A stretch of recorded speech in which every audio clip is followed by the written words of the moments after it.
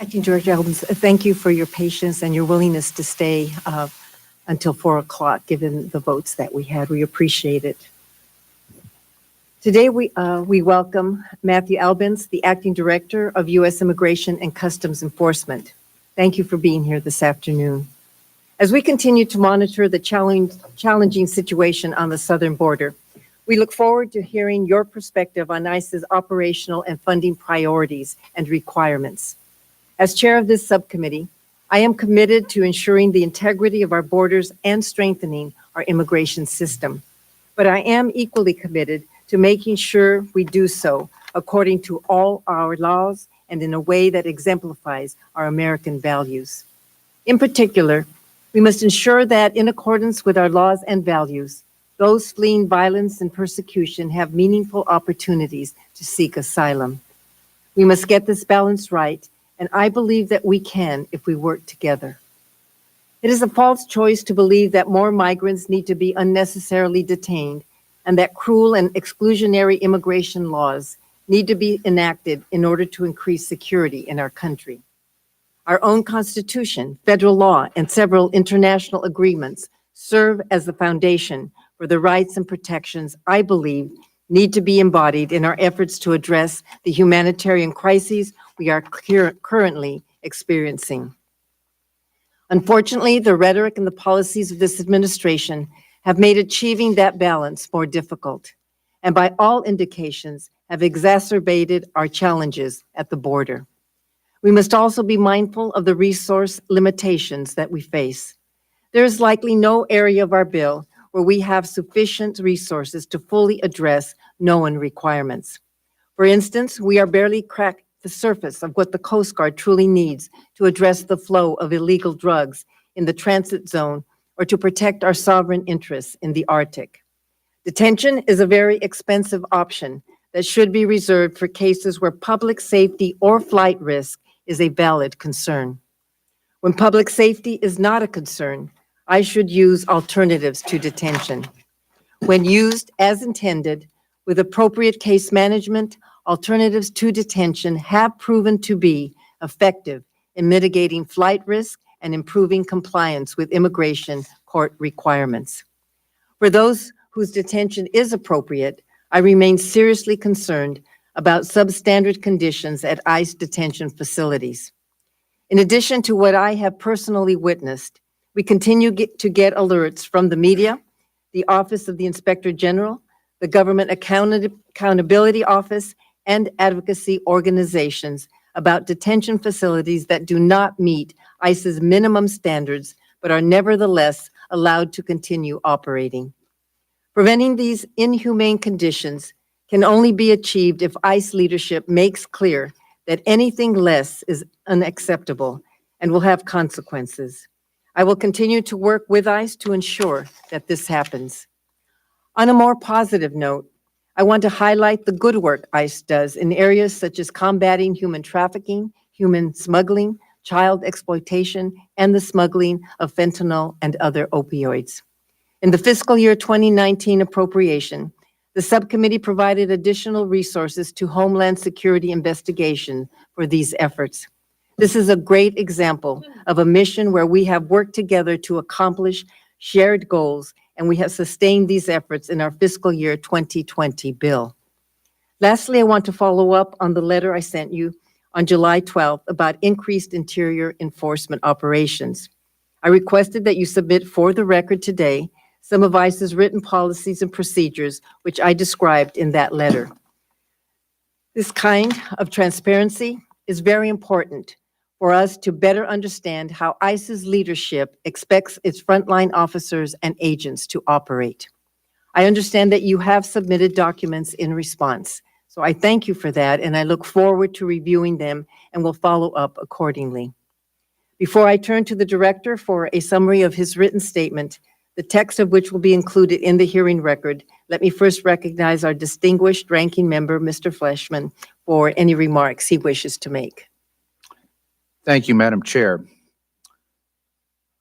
I'm going to keep my remarks very brief, as I know we've been delayed by votes. Welcome, Director Albence. Thank you for your time and your testimony before the subcommittee today. There's been a lot of change in leadership positions at the department in recent months, and it is reassuring to me to have an acting director with your years, really decades, of experience at the helm. Thank you for assuming the awesome responsibility of leading this law enforcement and Homeland Security agency. I very much appreciated the other day with you and your most able staff, the visit and the update. It helped me to understand exactly where we are and where we're going. Again, I thank you for your hard work. I look forward to working with you and look forward to your testimony today, sir. Madam Chair, I yield back.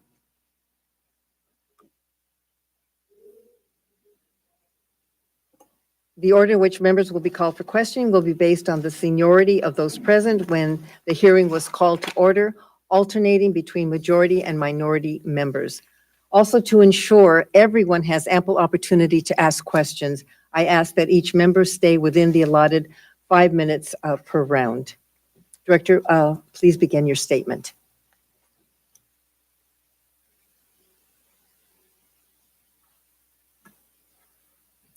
Good afternoon, Chairwoman Roybal-Allard, Ranking Member Fleischman, and distinguished members of the subcommittee. As you are aware, the United States is currently facing an unprecedented national security and humanitarian crisis at our southwest border. Over the past year, the number of aliens apprehended at or near the southwest border has increased significantly. Today, however, I am here to address other parts of the immigration system that remain in desperate need of resources and funding, as well as to highlight the need for legislation that would help put an end to the current border crisis once and for all. The fact is, the majority of the aliens encountered at or near the border are released into the interior of the United States for removal proceedings, and the immigration courts currently have a backlog of more than 900,000 cases and growing. The dedicated officers and agents of ICE are responsible for managing these cases, as well as those of the more than 3 million aliens currently on ICE's docket. Many aliens do not appear for removal proceedings, violating the terms of their release, including the terms of the Alternatives to Detention program, and fail to appear for their hearings or comply with removal orders. The result is that the border crisis has become a national crisis, which requires a strong interior enforcement component that lends certainty to lawfully issued orders by immigration judges. The reality is, if our immigration laws are only enforced at the border, and you fail to provide adequate resources to ensure that those who have entered illegally proceed through the immigration process, and if ordered removed, are actually removed, the entire system will break down. This failure will continue to serve as a magnet for additional aliens to illegally enter the country, and you will never have a secure border. With this in mind, I come to ask for your assistance in providing ICE the funding it desperately needs to address not only the ongoing humanitarian crisis, but also the concurrent national security and public safety crises. While ICE's immigration enforcement is focused on the interior, the current situation at our border directly impacts this agency and its resource requirements. CBP's 780,633 encounters include more than 390,000 members of family units and 63,000 unaccompanied alien children. This represents 63% of all southwest border encounters in FY 2019 year to date. Notably, in the last few months, ICE alone has been forced to release more than 215,000 members of family units into the interior of the United States due to the Flores Settlement Agreement. ICE's resources have been overburdened by the record numbers of CBP apprehensions at the southwest border and Congress's repeated failure to fund ICE detention and transportation requirements at ICE requested levels. ICE is currently detaining over 53,000 single adults, and there are approximately 8,000 single adults in CBP custody awaiting processing or transfer to ICE.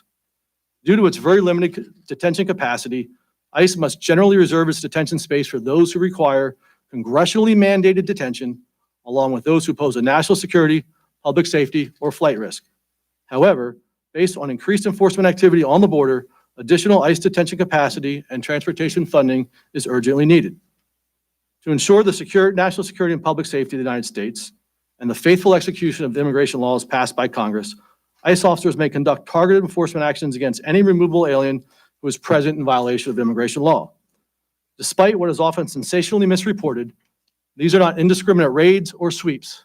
Instead, ICE's operations are carefully planned based on person-specific, intelligence-driven leads, focusing on those who represent a public safety threat, as well as those who have received a lawfully issued order of removal from an immigration judge.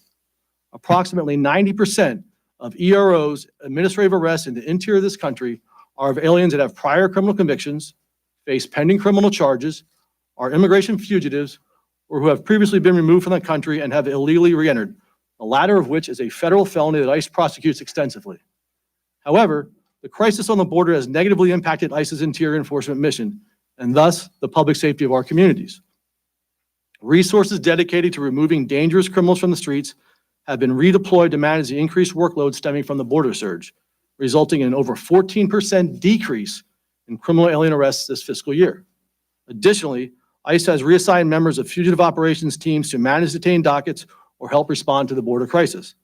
The failure of Congress to increase funding for fugitive operations over the course of the last decade has created a tremendous strain on ICE's ability to effectuate arrests of specific aliens who have failed to comply with removal orders or with release conditions, including those who have absconded while on ATD. While Congress has sought to increase funding for ATD, it has failed to fund the necessary resources that make the program effective. Without sufficient numbers of fugitive operations officers to search for and arrest aliens who fail to comply with ATD, as well as sufficient detention space for those aliens to be detained once they are located and arrested, ATD will continue to offer very little benefit for its costs. Additional resources are also requested in FY20 to ensure that ICE's Office of the Principal Legal Advisor is able to carry out statutory responsibility to prosecute administrative immigration cases before the immigration courts. While Congress has increased the number of funded DOJ immigration judges and support positions during recent budget cycles, OPLA funding has not kept pace, thereby exacerbating the backlog. More critically, and most critically, I would like to highlight legislative changes that are urgently needed. To be clear, the FY20 budget request only provides the necessary funding and resources for ICE to address the symptoms of the crisis. It does not, nor can any amount of resources solve the problem. Legislative changes are the only viable option to swiftly put an end to the current crisis, reducing the victimization of migrants looking for a better life and starving the cartels and transnational criminal organizations of a major segment of their illicit enterprises. Absent these changes, current laws will continue to be exploited, and the pull factors they create will only result in more illegal immigration and worsen the humanitarian crisis. We ask you to, 1, terminate the Flores settlement agreement and clarify the government's detention authority with respect to alien minors. Amend the Trafficking Victims Protection Reauthorization Act to provide for the prompt repatriation of all UAC who are not victims of human trafficking and do not express fear of return to their home country, and address the credible fear standard. The current standard has proved to be ineffective in screening out those with fraudulent, frivolous, or legally insufficient claims and has further strained our overwhelmed immigration system.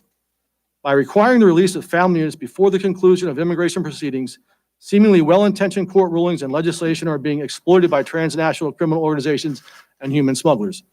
These despicable smugglers have created an entire illicit industry with untold millions of dollars being made through the sale, rental, and recycling of children utilized by unscrupulous adults to pose as family units. To fight this activity, Homeland Security Investigations has reassigned hundreds of special agents and intel analysts to Border Patrol facilities to ferret out fraudulent family units and UAC. These same loopholes also encourage further illegal immigration, as the record numbers indicate. These are not talking points. These are facts based on my over 25 years of law enforcement experience, and they represent the major challenges currently faced by ICE. Every day, the dedicated, courageous, professional men and women of ICE work to promote homeland security and public safety by faithfully executing the laws established by Congress to protect the integrity and credibility of our country's borders, as well as our national security and the safety of our communities nationwide. The increase in the flow of illegal migrants and the change in those arriving at our border are putting the migrants, particularly young children, at risk of harm from smugglers, traffickers, criminals, and the dangers of the difficult journey, and are placing unsustainable pressure on our entire immigration system. Ultimately, to solve the border crisis, we must work collectively to ensure the integrity of our immigration system as a whole. Failing to adequately resource interior enforcement efforts, such as fugitive operations, detention beds, and ICE attorneys, creates nothing more than the appearance of border enforcement, creating a pull factor that ultimately drives more people to make the dangerous journey to the United States, incentivizes more illegal activity, and delays justice for those with meritorious claims for asylum. As a nation of laws, we owe it to the citizens of our country to maintain the integrity of our immigration system, especially when faced with a serious and ongoing national crisis. Day in and day out, the women and men of ICE have worked tirelessly with limited resources and an outdated legal framework to ensure the safety and security of our country. They have done this despite villainization, personal attacks, and the toll it takes on their families and personal lives. They pay this price every day for simply doing their jobs under the laws passed by Congress. A crisis is at hand, a change is needed, and it is your responsibility as members of Congress to act. Thank you again for inviting me to testify today. I am honored and humbled to represent the more than 20,000 American patriots with immigration and customs enforcement. I ask that you provide the funding sought in the President's FY 2020 budget, and I look forward to your questions.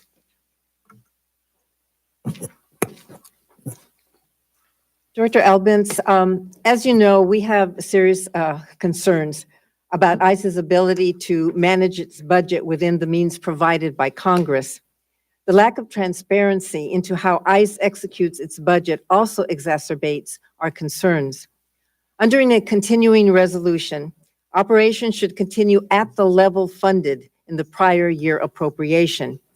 For the current year, that means ICE should have maintained an average daily population of 40,520 during the CR period. And yet, for the first quarter, ICE use of detention beds surged from 44,000 to over 46,000. And this was before the significant migrant surge at the border. During the period of the CR, did ICE make any attempt to operate within the funding levels identified by Congress for custody operations? And if so, what specific actions did it take? Thank you, Madam Chairwoman. We continually look to utilize our detention resources in the most efficient manner as possible. Instructions are standing instructions to our field offices, our 24 ERO field offices, continually look at their populations to ensure that those individuals that are detained are the most appropriate for detention. Again, many of those individuals that are currently detained are individuals that Congress has mandated must be detained by law.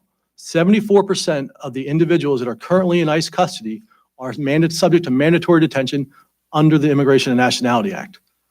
The vast majority of those other individuals are individuals who have been public safety threats, who are gang members, or individuals who may not reach the mandatory detention threshold, but we have felt that they're appropriate for detention and not appropriate for any sort of release back to the community.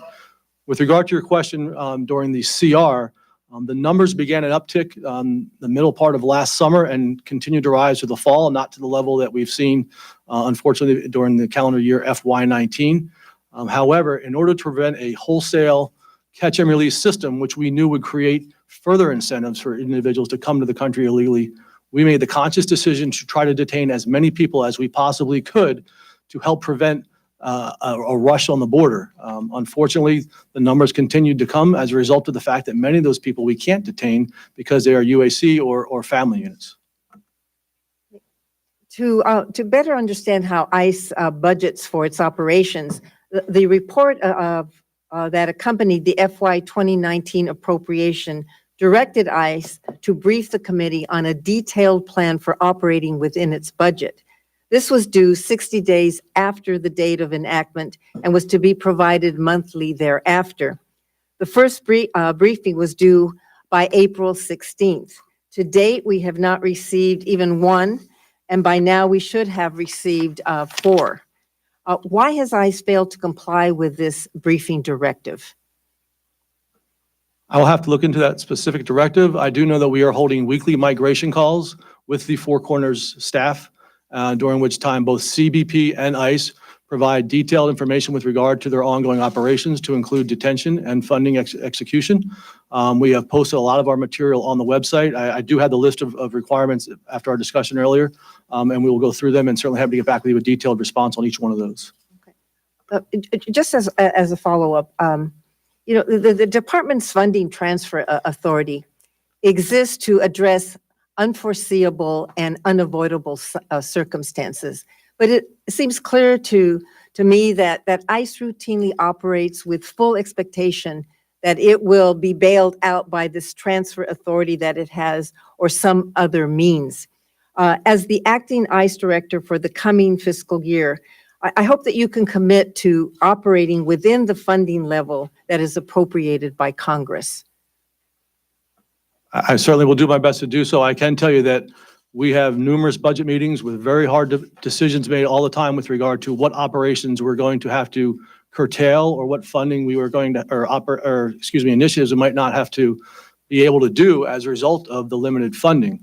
Our detention modeling has been accurate for the past 3 or 4 years, the model that we utilize, and we asked for 52,000 beds in the FY19 budget. Had we received that money as requested, we would not be in any circumstance where we need to do any sort of reprogramming or shortfall.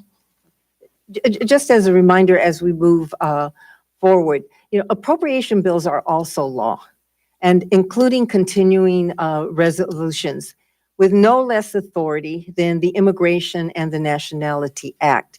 In fact, the authority of appropriation bills is derived directly from Article 1, Section 9, Clause 7 of the U.S. Constitution. And I quote, "No money shall be drawn from the Treasury, but in consequence of the appropriations made by law."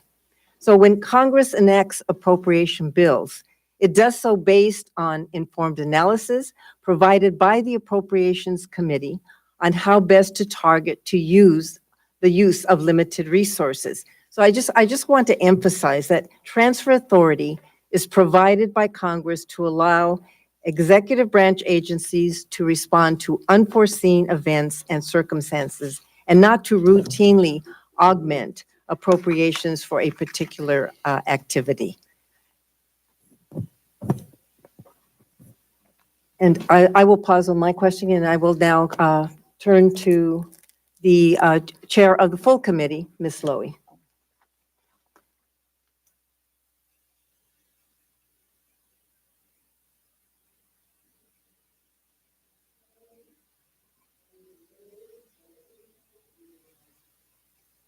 Passing our final bill of the session, but I am pleased to be here with my colleagues to welcome you. Director Albence, I am very concerned that this administration's policies negatively impact the well-being of our immigrant populations. I'm especially concerned about the effects on vulnerable populations like unaccompanied children. In April 2018, your predecessor, Director Holman, signed an agreement with HHS that provides for information sharing between your agencies regarding the vetting of potential sponsors for unaccompanied children. The mere existence of this agreement has had a chilling effect on the number of potential sponsors who would otherwise have been willing to come forward to take these children out of federal government custody and care for them. Not only does this make the mental and emotional stress these children already face even worse, it has led to significant additional federal costs as children remain in HHS custody for far longer than necessary. It's clear to me that this agreement is misguided at best. So, if I can ask you a few questions. First, how many arrests have been made of sponsors, potential sponsors, or their household members since this agreement was signed? I don't have the exact number, and we haven't made any arrests since the appropriations bill that was passed prevented us from utilizing that information. So Section 224 of the FY19 appropriations bill prevents us from using that HHS information to make arrests. So prior to that date, I can get to the exact number, but it's going to be around 330. However, you have the information from the households to which the youngster is going. Isn't that correct? So if the youngster goes to an uncle, and in that household, there may be 3 undocumented, 4 undocumented family members, you have that information. Is that correct? We wouldn't necessarily have the information with regard to individuals that are in the household. HHS has limited some of the sharing of information in various iterations during the course of this MOA. But again, we are prohibited from using that information to take enforcement action against that sponsor. Given that children may already be present in a sponsor's household, how does ICE ensure the safety and well-being of children excuse me, during enforcement actions, and what arrangements are made for these children? So certainly, we take the safety of children at utmost importance as we plan any operation. In fact, the entire MOA exists as a result of some tragic circumstances in which UAC were placed with traffickers. This was an attempt to try to prevent traffickers and other individuals who may do harm to these children from being sponsors and getting children into their custody. Our research, as we were going through these cases when we were able to use that information, nearly 40% of the people that were sponsors actually had criminal records. So there are certainly calls for concern with regard to the individuals that were sponsoring the children. With regard to your exact question, we have extensive training that we provide to all of our field offices. We have field office juvenile coordinators. We have a juvenile family residential management unit up at headquarters and a national headquarters program manager that oversees how our field office juvenile coordinators conduct their operations. We do extensive training with that. Our officers are trained professional law enforcement officers. We're no different than any other law enforcement agency. Once you go into a residence, as much planning as you could do beforehand, you don't quite know what's inside that door.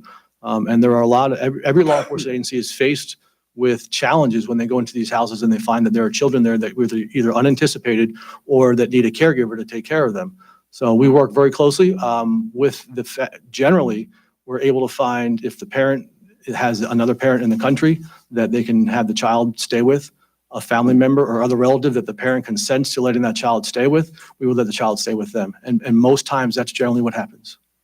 Well, as you know, the FY19 DHS bill included a provision that constrained ICE's ability to use information resulting from this agreement with HHS to deport a sponsor, potential sponsor, or a member of their household with some limited exceptions like a felony conviction for child abuse or an aggravated felony. Nevertheless, the agreement still stands, and potential sponsors are still concerned about what would happen to them if they were to offer to become a sponsor. Given that these protections are in place, why has ICE not rescinded the agreement or at least amended it to reflect the protections provided in law? And with these restrictions in place, I'd be interested to know as I conclude, because my time is, well, I'll just ask the first question. Why haven't you rescinded this agreement or at least amended it to reflect the protections provided in law? There have been some discussions with regard to how we could tailor the MOA in a manner that would be more effective and in compliance with the law. Those have not reached to fruition. But again, I will reiterate, based on the fact that the appropriations language forbids us from utilizing that information, large portions of that MOA have been rendered largely moot. Well, let me conclude, and I thank you, Madam Chair, for giving me the opportunity as I was on the floor introducing the bill. But I do want to say in my discussions with many people in our community, and we were at Homestead, there's a real concern about providing enough sponsors because they're afraid that they will be picked up or a grandmother will be picked up and someone in the household. So I look forward to continuing this discussion. Thank you, Madam Chair. Mr. Fleischman. Thank you, Madam Chair. Director Albence, yesterday we heard from Chief Provost in our Border Patrol Oversight hearing. As you can imagine, we spent a lot of time pursuing questions about the overcrowding and detention facilities at the southwest border. As you would surmise, because HHS received more funds in the supplemental to care for unaccompanied minors, Border Patrol was able to quickly move minors out of CBP sites and into ORR facilities. Conversely, because ICE did not receive funds in the supplemental and didn't receive an increase in the regular fiscal year 2019 bill, CBP is still sitting on a lot of single adults at the border with no relief in sight. Because of this backup, and because the numbers of apprehensions at the border are still astronomically high, CBP facilities, both OFO and Border Patrol, are beyond capacity every single day. The Inspector General has published reports in just the last weeks on the dangers to both the migrants and your colleagues at CBP. What are you doing to ensure that the southwest border apprehensions are a priority for beds and transport within the ICE system, sir? Thank you. Excuse me. Let me be first to commend Chief Provost and her CBP team for doing a tremendous job under the most incredibly difficult circumstances that there are out there.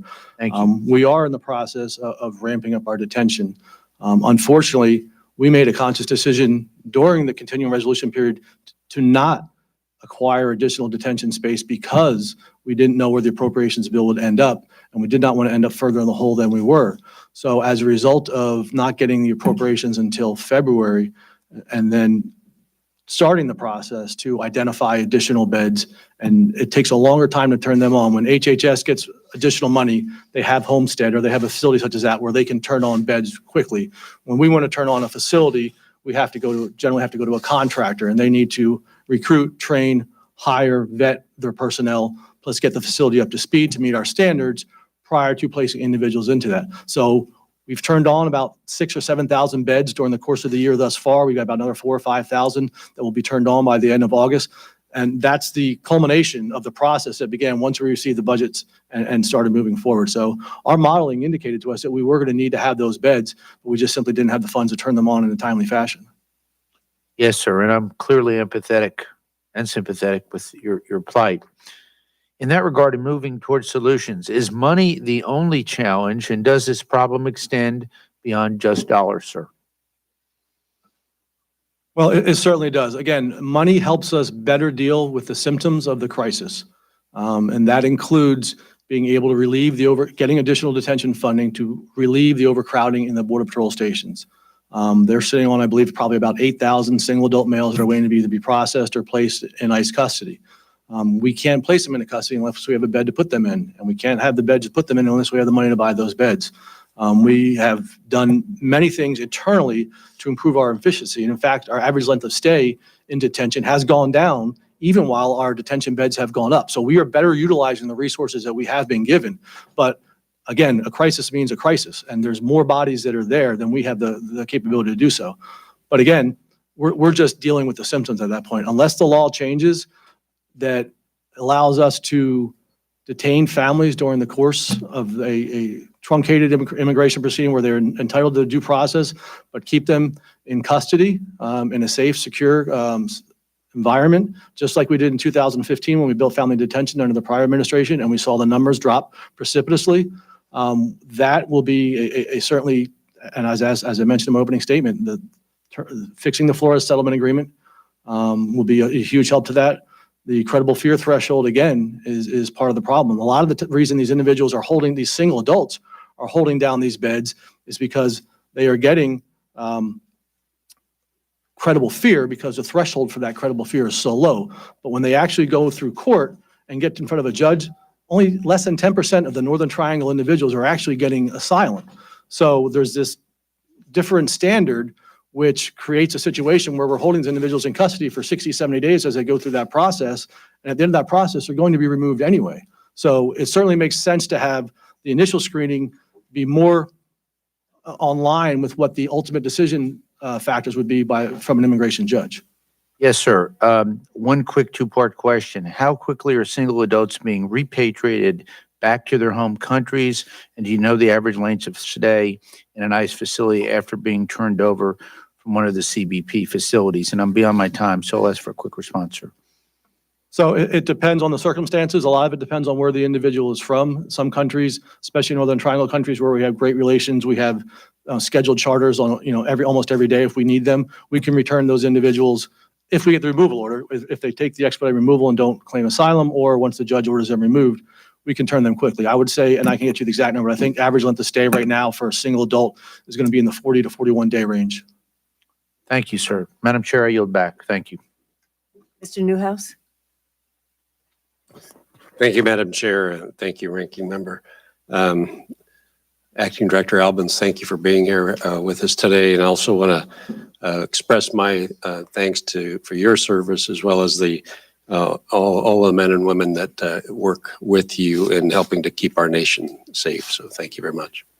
I wanted to talk today a little bit about a couple things, but first of all, some thoughts that surrounding a disturbing, violent an attack by an avowed Antifa assailant that was conducted just over 2 weeks ago at one of your facilities in my home state of Washington. In fact, that's a facility that I had the pleasure of visiting a short time ago. And by the way, Madam Chair, conditions I observed, I believe that all of the needs of the detainees there were being met very well. And so I just wanted to make sure that you understood that. The things that I observed that were in fact above standards, I would think. But this man, armed with a rifle and an incendiary device, as if you recall, attacked the detention center in Tacoma on July 13th. He tried to ignite a propane tank. He tossed lit objects at vehicles, as well as buildings. He lit a car on fire. Authorities found, as I had mentioned, a rifle, incendiary devices on him, as well as a knife and also a collapsible baton. It was, I'm very concerned by this. I got to tell you that I think everybody would agree with me that this is pretty frightening to have happen.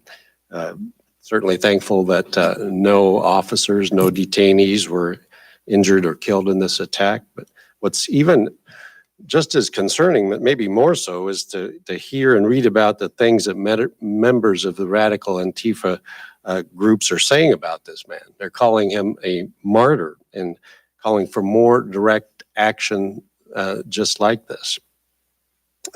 Unfortunately, this wasn't the first time that this man had attacked one of your facilities. I believe last year, the same individual had wrapped his arms around a police officer's throat during a protest.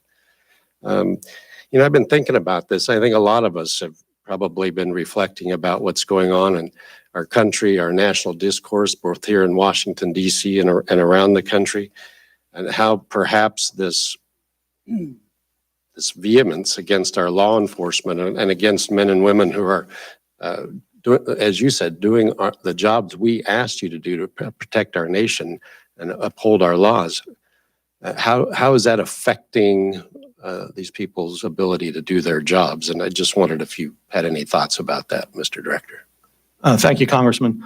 I wish that was an isolated incident. As you mentioned, there are significantly increasing numbers of violent protests against our officers who are doing an incredibly professional, difficult job under the most complex and difficult of circumstances incredibly well.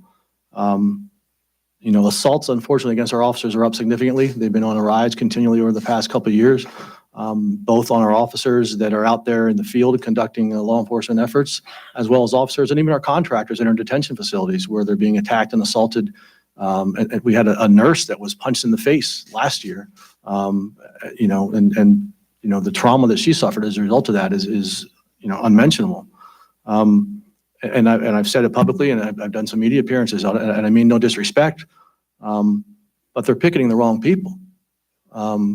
Congress is responsible for the laws that we're enforcing. If there is a desire to change the laws, and these people wanted to have the laws changed, they know where Capitol Hill is. They can come over here and picket and do it. But to come after the men and women who are American patriots doing the job, again, they put their life on the line every day when they go out there. And it's not just the law enforcement officers. When we had people trying to storm our office in Portland, right? We had non-law enforcement officers being threatened, having their cars vandalized, didn't think they were going to be out of the parking lot by protesters.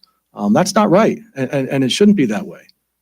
So I would hope that everybody involved in this process and this issue would take a step back and a deep breath and realize that the law enforcement officers are the ones that are comporting themselves in the proper manner in this entire process. And it's those that are wishing that they didn't exist that are the ones that are behaving in an unprofessional and unsafe manner. I appreciate that, Mr. Albence. And again, thank you for your service and for being here with us today. Thank you, Madam Chair, for calling on me. Mr. Rupesberger. Thank you. First thing, I'd like to respond to just what you said. Our country is a democracy. I think we have the best country in the world. Those of us who travel to other parts of the world appreciate it. I think a lot of it is the check and balances. I've worked in law enforcement in the past for over 10 years, and I agree that you have dedicated men and women who work in law enforcement, and they're good people. There are also some bad people in law enforcement, and that few amount of small people give a bad reputation. I think right now this country is split. I think a lot of it has to do with national media on both sides of the aisle where people get their information. I think our president, and I don't want you to respond, he's your boss, has infuriated this issue of immigration, that all people coming in this country are bad and wrong and murderers and rapists and whatever. But your job is to enforce the law. And I agree. And we want to change the law. We need to do that. I think that but when the average person in this country sees abuses of children and families, that is where a lot of this comes from. And we're concerned about it. We're saying this is not who we are. And then there's certain agencies that are being blamed, and you're probably one of the top. So how do we deal with this? I feel strongly that where you are and ICE is, you need to make sure that you focus on the immigration laws, but there are also ways to do this. Now, we just passed a supplemental, and you're going to have money coming to you now to deal with issues. Now, because of the debate back and forth, you're not going to be allowed to use this money for enforcement. You're going to be allowed to use this money for issues such as detention facilities that are better, to be able to put people out that you can't hold, to keep families together in a more humane area. I would personally, and I'm going to get to my question, I would personally like to see ICE focus, and you're known, just like the FBI is known for something, DEA is known for something, you're known for focusing on the felons. That's what you do best. That's what you can do. You need to focus on the felons, and when it looks like you're going after immigrant families with children, and when our president puts out, we're gonna go out there and arrest 25,000 people, or whatever he said that number was. That doesn't help you. It doesn't help our system of justice, and it scares the dickens out of these families who are here because they want a better life. And we know it might be legal, but we're not going to fix this issue until we deal with the issue of volume generally, until we deal with the Honduras and Guatemala and El Salvador country, so that people won't want to come here. And that's out of your mission, really. Your mission is to, when people break the law, you need to enforce it. So first thing, what is your priority as far as the bad guys, so to speak, the felons? And why does it seem, the perception, that you're out there going after people who've been here for years and pick them up and they have families and that type of thing? I think that's where the problem is with ICE, and where you have your bad reputation for a lot of people in this country. Thank you. And unfortunately, I think there's a lot of misinformation out there, which doesn't help. That's why I'm asking the question. Yeah, sure. So our priorities and our enforcement numbers are largely consistent over the past decade, if maybe 7, 8 years. 90% of the people that we arrest are convicted criminals, which is the largest, and I'm just solely talking about the civil enforcement stuff, not the great stuff that HSI is doing, but 90% of the individuals that we arrest are convicted criminals, charged with a criminal violation, are an immigration fugitive, meaning they've had their day in immigration court. When they stop right here, felony type or automobile, speeding tickets, whatever? Well, again, speeding ticket, if it's not, the way we find out most of the individuals that are here in the country illegally is through the criminal justice system. So 3 out of every 4 people that we arrest, in fact, it's higher than that, but 3 out of 4 that we arrest come out of our criminal alien program. Those are individuals that are sitting in the custody of another law enforcement agency after having been arrested by that law enforcement agency for some criminal violation. That's how we are aware of their presence, is once their fingerprints are run through the FBI database, they bounce off ours. So again, 90% criminals, pending criminal charges, immigration fugitives, and individuals that have illegally re-entered the country after being deported, which again, as I mentioned, is a felony. But to your larger point, and with regard to restoring integrity of the immigration system, if we do nothing else besides working the criminal aliens, what we have in effect said that we are no longer going to, there is no longer to be a consequence for anybody coming to this country illegally. Even if you go through the entire immigration court process, which Congress spends hundreds of millions of dollars on every year between ICE and DOJ, that order issued by an immigration judge is not worth the paper it's written on. Why do we even have the process? No other law enforcement agency in this country is being asked to ignore a lawfully issued judge's order. And when you say we can only go after felons or only go after criminals, that's what that in effect But I means. say that because that's a priority. There's 11 million people here. You can't go after 11 million people. So you've got to pick your priorities. My time is up. I just want to ask one question. Why do you feel that you are being criticized, that there's so many people in this country that want to ban ICE? What do you, from your perspective, why do you think that's the case? And what What do you think needs to be done to change that? And I'm- Again, I think it's largely a part of misconception and misunderstanding as to what we do. Look, if you want to talk about abolishing ICE, then that means that. I'm not saying that. No, but I'm saying, but those that say they want to abolish ICE, what that means is that they don't want 140,000 criminals removed from the country every year. That means they don't want HSI removing 10,000 gang members, arresting 10,000 gang members every year. That means they don't want HSI removing 10,000 pounds of opioids from the street, including 3,000 pounds of fentanyl. That means we don't want the second largest agency on the Joint Terrorism Task Force to exist, for which 54% of the cases are made out of HSI. That means we no longer want to have counterproliferation investigations, and we want sensitive military equipment to go overseas to our enemies. That means That's a good answer, and that's what you have to get out to the public. My time is up. Thanks, sir. I'll get you to the next round. Okay. Mr. Rutherford. Thank you, Madam Chair. Director Albence, first I want to say thank you for the job that you and your men and women are doing out there, and really apologize for the Congress and the courts and the position that we have put you in. And I know it's a very, very difficult situation, because not only have we created bad law, but there's also this sentiment in the country that disrespects all authority. The folks that are talking about banning ICE, there was another group that was marching down the streets of New York chanting, "What do we want? Dead cops. When do we want it? Now." We just saw on television the other night 2 New York City Police Department officers having water dumped on them.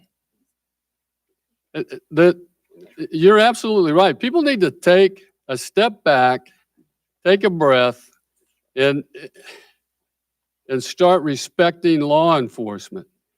I've got some bad news for you. The president asked for $9.3 billion so that you could do your job. We're only going to give you $8 billion, it looks like. So somewhere in there, you're going to have to transfer probably another $1.3 billion around so that you can complete your mission. That's not on you, that's on us. Now, so let me ask you this. When we talk about your budget in ways that you can do your job more efficiently, you mentioned the criminal alien program. When I was a sheriff, I was a lifelong law enforcement officer, 12 years as a sheriff. I ran a 287G program in my jail. I know how efficient and safe that was for your officers, for my officers, and for every citizen in my city. And I have to tell you, my blood boils when I see these cities say that they're not going to work and coordinate with ICE, because let me ask, do you think it is safer for you to go into a jail and arrest these criminal aliens? And these are the criminals that my good friend is talking about down there. These are the ones that 90% of your arrests are out of these jails. So is that safer? It's absolutely safer. It's safer for our officers. It's safer for the individual we're trying to arrest, and it's safer for the general public at large. And can you comment, is it cheaper? It's certainly cheaper. And to give you perspective, we used to get, before this issue came up with sanctuary cities and people not wanting to honor detainers, and talking to the field office director from Los Angeles at the time, he said they used to get 200 criminals a day out of LA County. That's dwindled down to a handful now, based on state laws that are there. I mean, that is something that we've asked Congress for. And look, everybody is safer. Every community is safer when law enforcement works together. Absolutely. We all take the same oath to uphold the Constitution and to keep our communities safe. So we're all better when we work together. That said, there are many law enforcement agencies that would like to work with us, but due to some court decisions or due to some executive orders or state laws, or just the fear of litigation and liability, they're reticent to do so, or their county board of supervisors or legal department won't let them. We've been asking Congress for years to codify the detainer and indemnify sheriffs or local law enforcement agencies that honor those detainers. Right. Most sheriffs, if they know that they are indemnified from tort actions, or that a habeas claim that is made from an individual being held on detainer, they will gladly take them up. Right. And look, the detainer issue, I understand some people throw that up as a red herring argument, but look, I'm going to tell you, all I have to do is call ICE, and before that individual is changed into their street clothes, ICE can be there to pick them up. It's just a coordination effort. So I think that's a red herring that folks throw out there that just don't want to help ICE get these people out of our country. Now, I saw a CBS report in Miami saying that 37 Florida agencies have agreed or show an interest in being part of the 287G program, but that there were delays in getting these agencies into the program. Now, I think you touched on a little bit of it. Can you talk about what some of the other delays might be getting into that? Is it budgetary for them or for you? No, it's part of it is budgetary for us. The 287G budget has remained static for the past 4 or 5 years since I directly oversaw it. That has part to do with it. Part of it has to do, look, if we're going to give somebody delegated immigration authority and as a 287G partner, we don't take that lightly.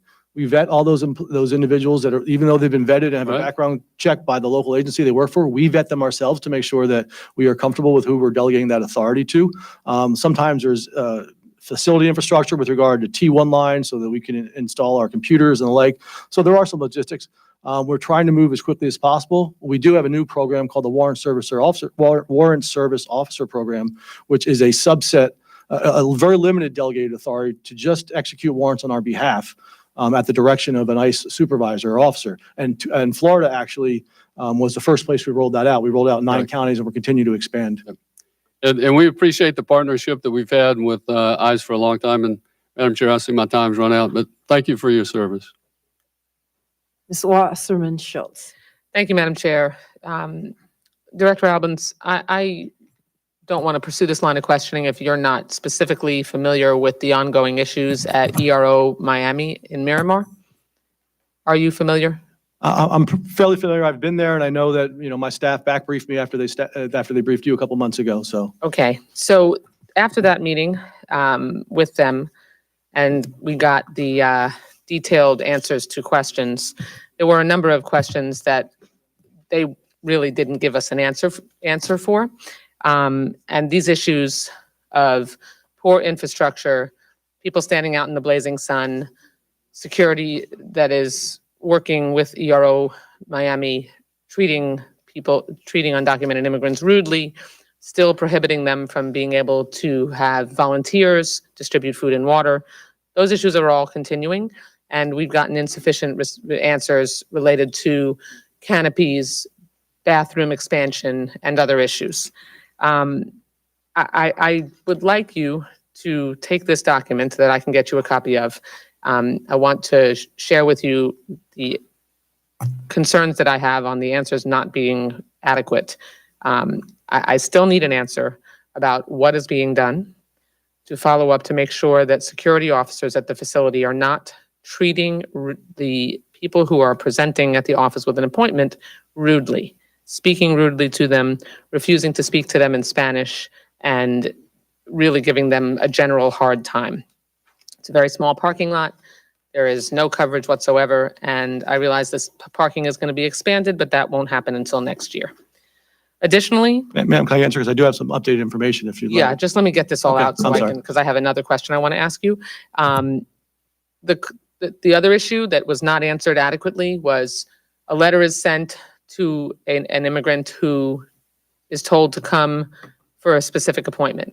When they get there, they are told that they have to call the phone line, and not only that the letter is insufficient. When they call the phone line, they are not connected with a person who speaks their language. The only option is in English.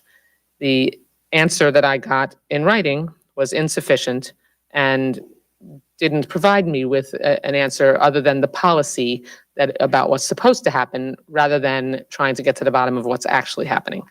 And then the other insufficient answer related to the distribution of food and water by volunteers. I understand that in the letter that you sent to me, in the memo you sent to me, you detail that they're instructed in their letter to bring adequate food and water while they wait, and that it's your liability that is an issue with allowing volunteers to distribute food and water.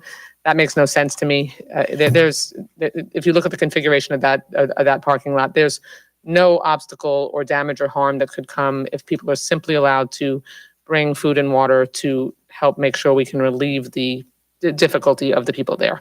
So if you could answer those questions and give me more substantive, specific answers to those concerns, I'd appreciate it. Sure. So I did ask for an update before him. So I know the outdoor water fountains will be ready for public use on August 9th this year, and the new parking lot will be open to visitors on August 22nd.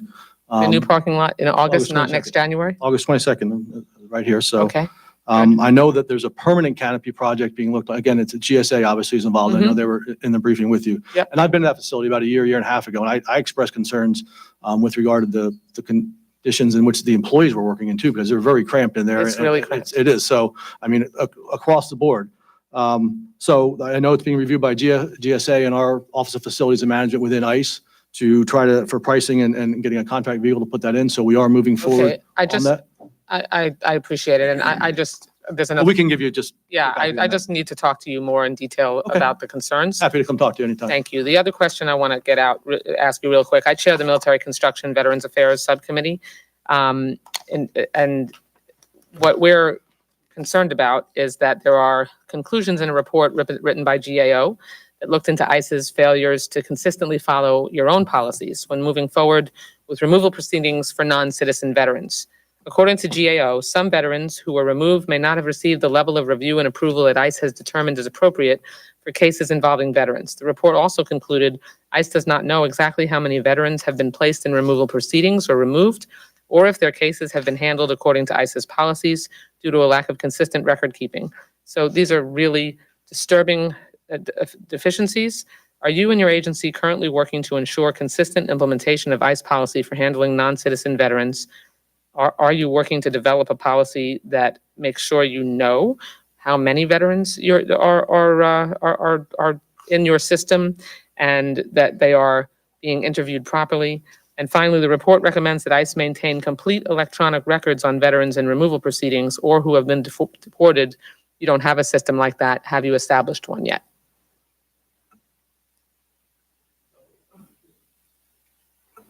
The military veterans is something obviously that we're very sensitive to. They do require and do get a much higher level of scrutiny than an ordinary removal case. Oftentimes are kicked up to headquarters. GAO report says that they're not getting Again, oftentimes are kicked up to headquarters. We don't have, and I know it's been discussed, I don't know where we stand, but I'm certainly happy to get back with you about trying to find a code in our system that we can put in there so that we can readily identify which cases are military. So then when we're asked questions about them or need to produce reports, it would be easily done. But with regard to having a complete electronic record, we simply don't have the system to allow that. We've made requests in the budget for many years to have upgrades to our systems that haven't been funded. So absent significant amount of funding that would allow us to have an electronic system of record that would have a whole A file. I know CIS is working on something to that effect, but we don't have anything like Madam that. Chair, I know my time's expired, but these are people who have served our country, and they are supposed to be given a heightened level of review as a result of serving our country, even though they are undocumented immigrants. If you don't know how many of them are in your system, then it is nearly impossible for you to be able to treat them with the dignity and respect that they deserve and thank them for their service. So just, I mean, you can't just say we don't have enough money or the capacity to do that.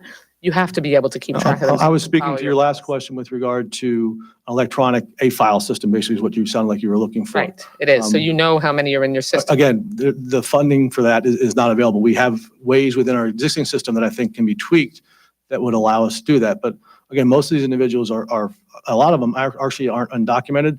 They were lawful permanent residents that actually were convicted of aggravated felonies, which is how they ended up being That's removed. that's a different situation. I'm talking about the people who aren't. Thank you, Madam Chair. I appreciate your indulgence. Ms. Yield back. Ming. Thank you, Madam Chair. Thank you, Mr. Director, for being here. Wanted to ask about the Family Case Management Program, ATDs, Alternative to Detention. In June 2017, ICE terminated the Family Case Management Program. The daily cost of family detention per individual is approximately $300. However, case management programs cost around $36 a day for one family. Just wanted to ask why ICE decided to terminate the family case management program. Thank you. The Family Case Management Program was a program that was incredibly expensive for what the ultimate result was. So for example, in the 18 or so months that the program existed, there were only 65 cases that were concluded. 41 were actually terminated for noncompliance, meaning the individuals didn't show up to their hearings.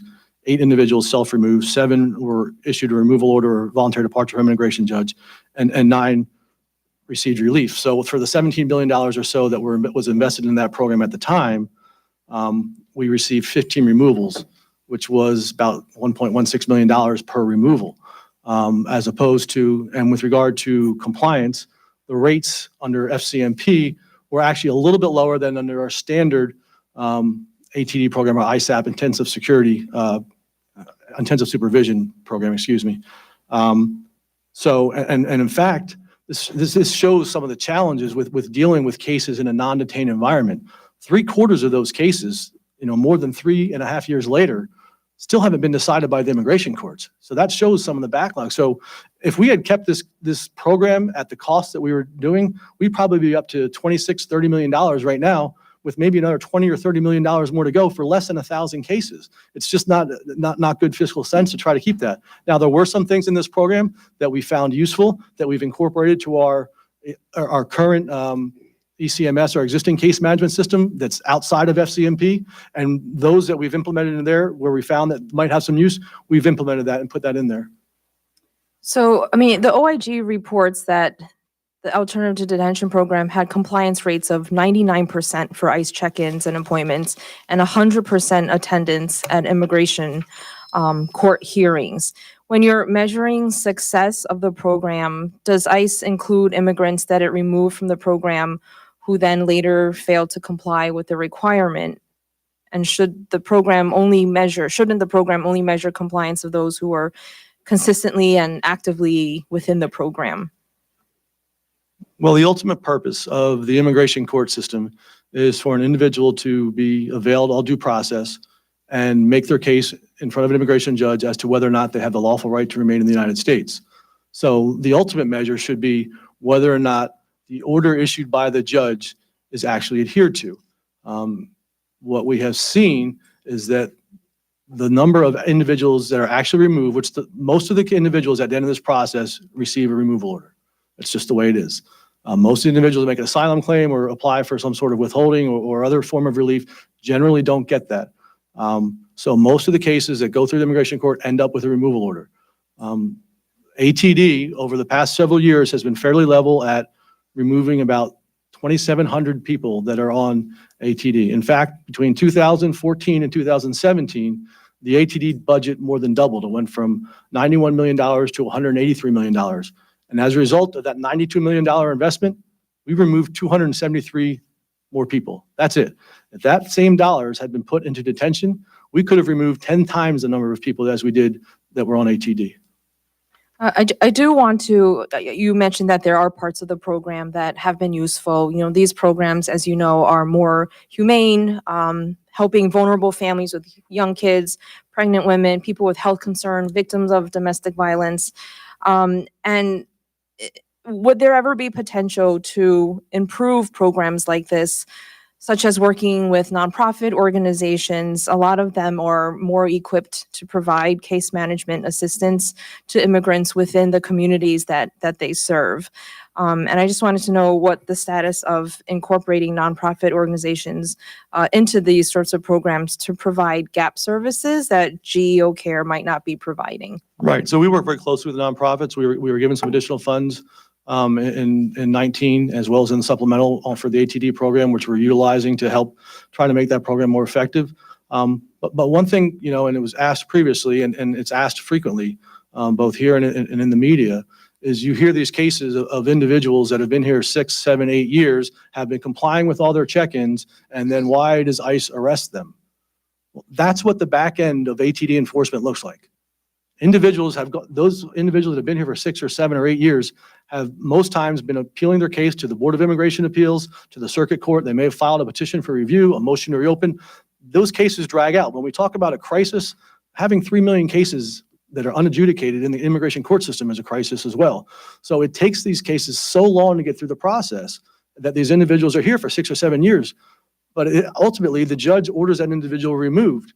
And we're sworn to execute that removal order. The Immigration and Nationality says you shall take into custody. To me, I think if you're looking at the entire enforcement continuum, and obviously, if we have a system whereby we can detain individuals for a short period of time and they can avail themselves of all due process, make whatever claims they want in front of an immigration judge and have them adjudicated in a short time frame, while they're in custody in a safe and secure environment that is sanitary and well-run and meets all of our standards, and it can have a decision on that case in 40, 50, 60 days, to me, that's a lot more humane than having some individual out on the street for 5 or 6 or 7 years where they get a family, have children, develop roots, all the while knowing that they have no lawful right to be in the country. And then when we go to effectuate that removal order, we're tearing families apart, or it's just the poor non-criminal non-immigrant. I think it's more humane to do it on the front end and let them have their day in court. If they're entitled to stay,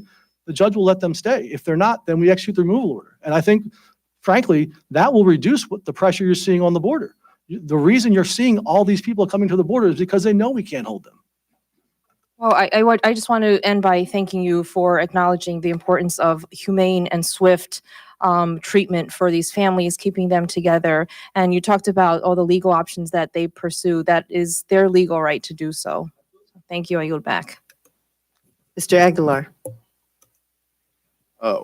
One item that concerns me, you've talked about U.S. citizens in response to a question, U.S. citizens that have been detained. ICE has a history of incorrectly detaining U.S. citizens. 2 citizens in my district were detained by ICE and were later awarded settlements to compensate them for the arrest. In the FY 2019 DHS bill, we required ICE to issue statistics on the detention of U.S. citizens.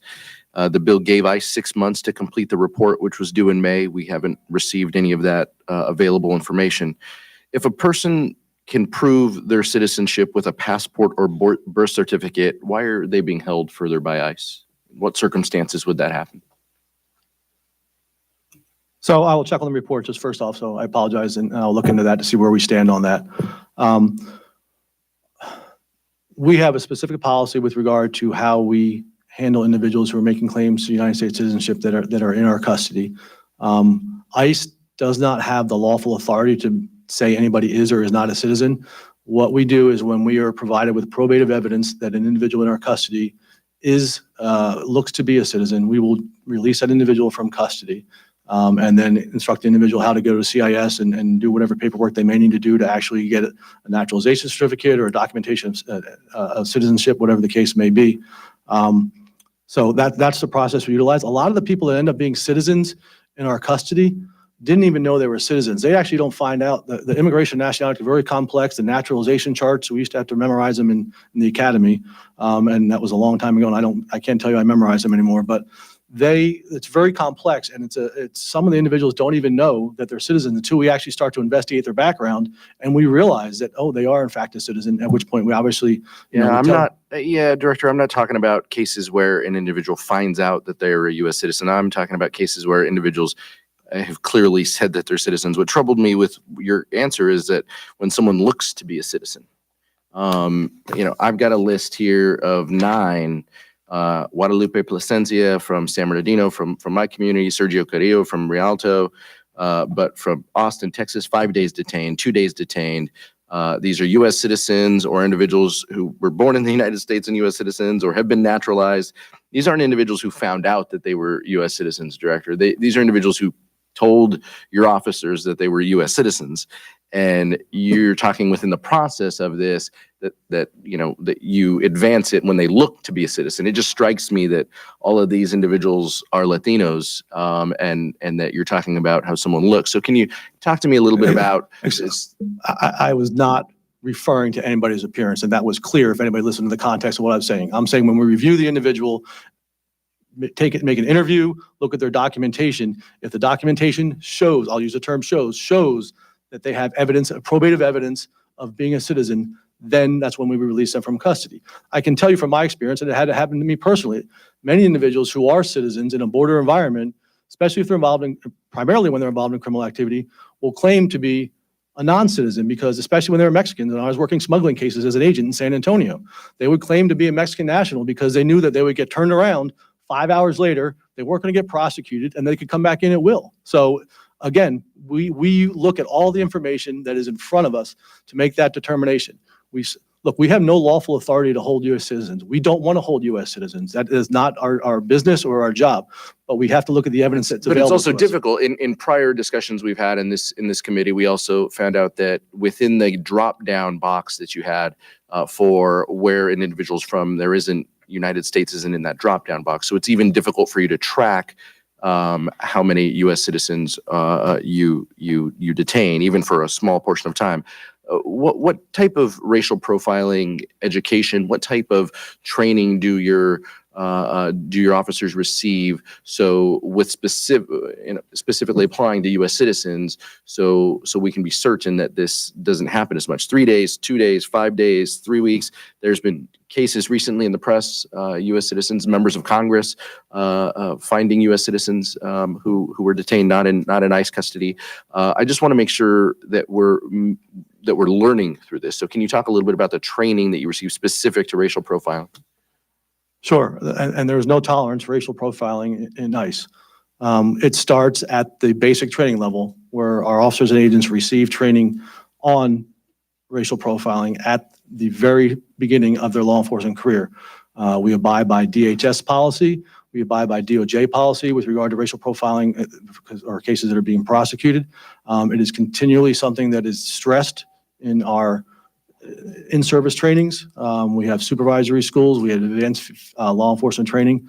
There is no tolerance for racial profiling.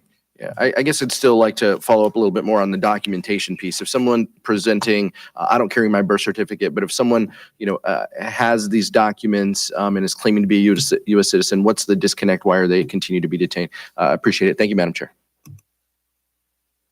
Mr. Cuellar. Thank you, Madam Chair.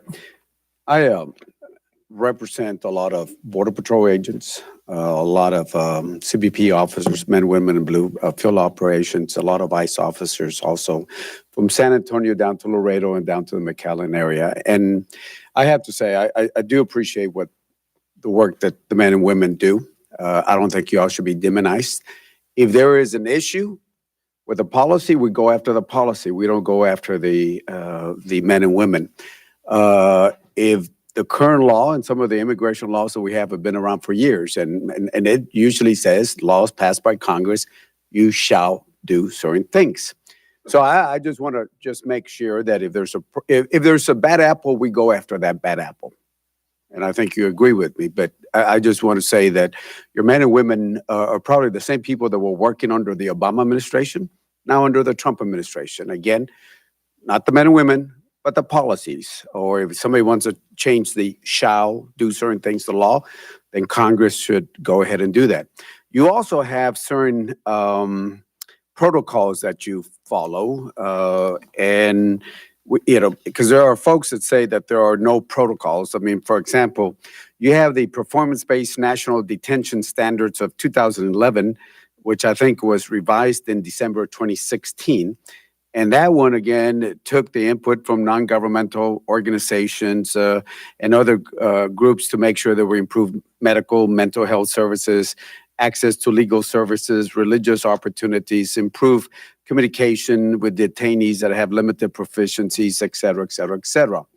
On top of that, we also have in the appropriations, and I started, I guess, in 2014, so I'm looking at from 2014 on, there are riders that we've added, both myself and other members, that talk about detention standards, that talk about transparency in ICE detention centers, that talk about ICE detention facility contracts, for example.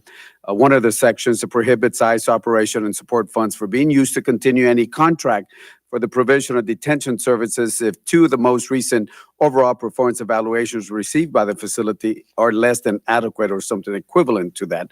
So there's other provisions dealing with ICE on this. So one is to make sure that we understand there's a particular protocol and language that we have there. Also, on top of that, I think the ICE non-detained docket is 2.4 million individuals, roughly. We're adding about 10,000 cases to the immigration courts every week. There's over 1 million subject to final orders of removal that we have. And then out of the detained docket, I think it's less than 2% of the undocumented individuals are actually in ICE custody across the 200 plus facilities that you have. So now that I've laid that out, tell me your response on the protocols, the laws, the workload that you have, and the environment. And again, I want to make sure that we treat people with respect and dignity. I'm talking about the folks that are under your facilities on that. So give me your quick perspective on what I just laid out on the structure that we have there. Thank you, Congressman. I wholeheartedly agree that it is imperative that those individuals that are within our custody are kept in a safe and secure environment and are treated humanely and professionally and with dignity the entire time they're in our custody. And that is what we endeavor to do, and that is what our standards do. Our PBNDS 2011, I think, is probably thicker than this. And we're actually in the process of revising some of our detention standards, and we've actually worked closely, and I know the staff here has worked very closely with our custody management division with regard to updating some of those standards. So, I'm sorry to interrupt. So you're working with the Appropriation Committee, and are you working with NGOs?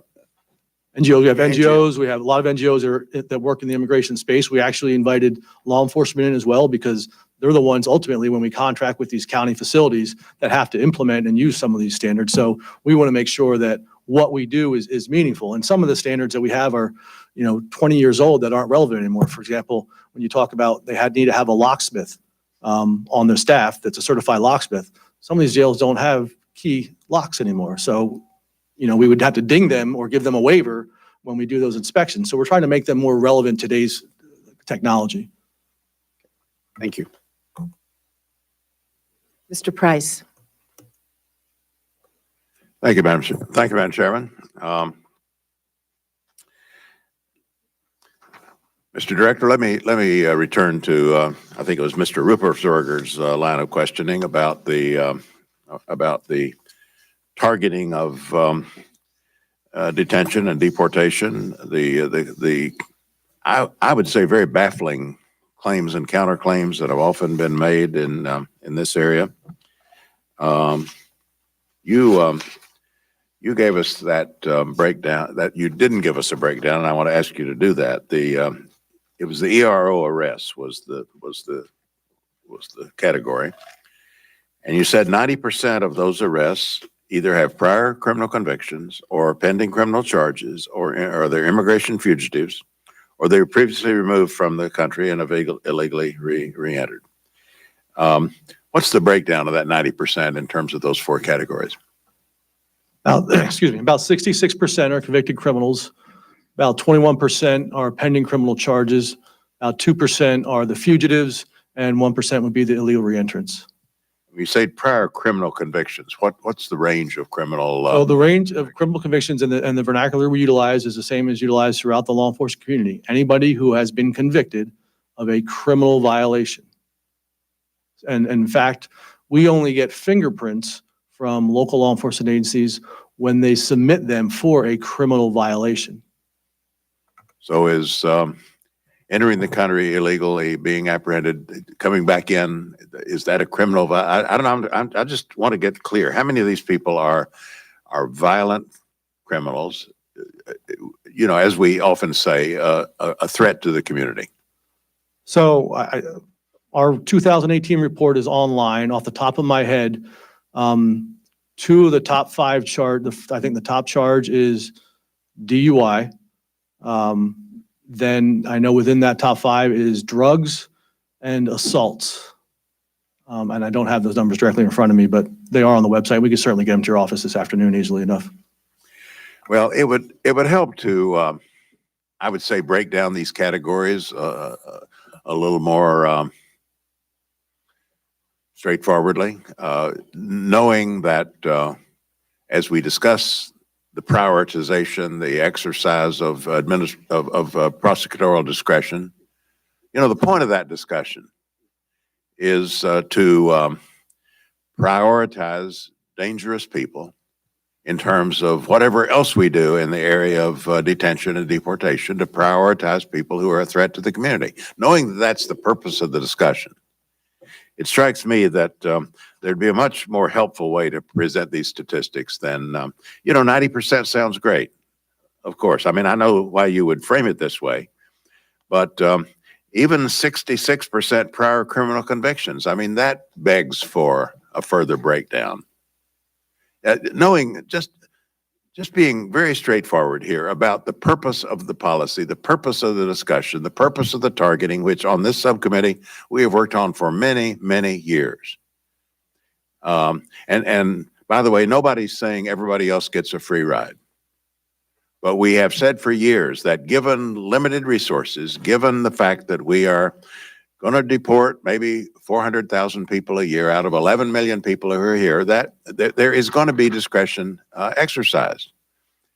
And that discretion needs to be intelligently and appropriately exercised to remove dangerous people. So it would help at least to have statistics that are responsive to that concern. I fully agree. And I wholeheartedly support being transparent. We have quarterly calls with the media with regard to all of our statistics when it comes to immigration enforcement. Our end of year report is about 20 pages long. It breaks down by nationality, by country, by crime, all sorts of things. I mean, thankfully, there are not 40,000, 50,000 murderers that we need to arrest every year. Thankfully, they're not, but it'd be helpful to know how many actually there are. About 800 last year. And whether we're prioritizing those people. Anyway, I'm going to ask you to break down that prior criminal convictions category more precisely. Happy to do so, sir. Thanks for the time yesterday. I appreciate it. We know to what extent we're dealing with violent criminals. My time's fast running out, but let me just quickly give you an example of another way to frame this. This has to do with the daily count of detainees, a slightly different universe. But from September 16 to December 18, there's a 22% increase in the daily count of detainees. That's from 39,000 to 47,000. But the number of individuals who had committed serious crimes dropped by over 1,200, despite that overall increase.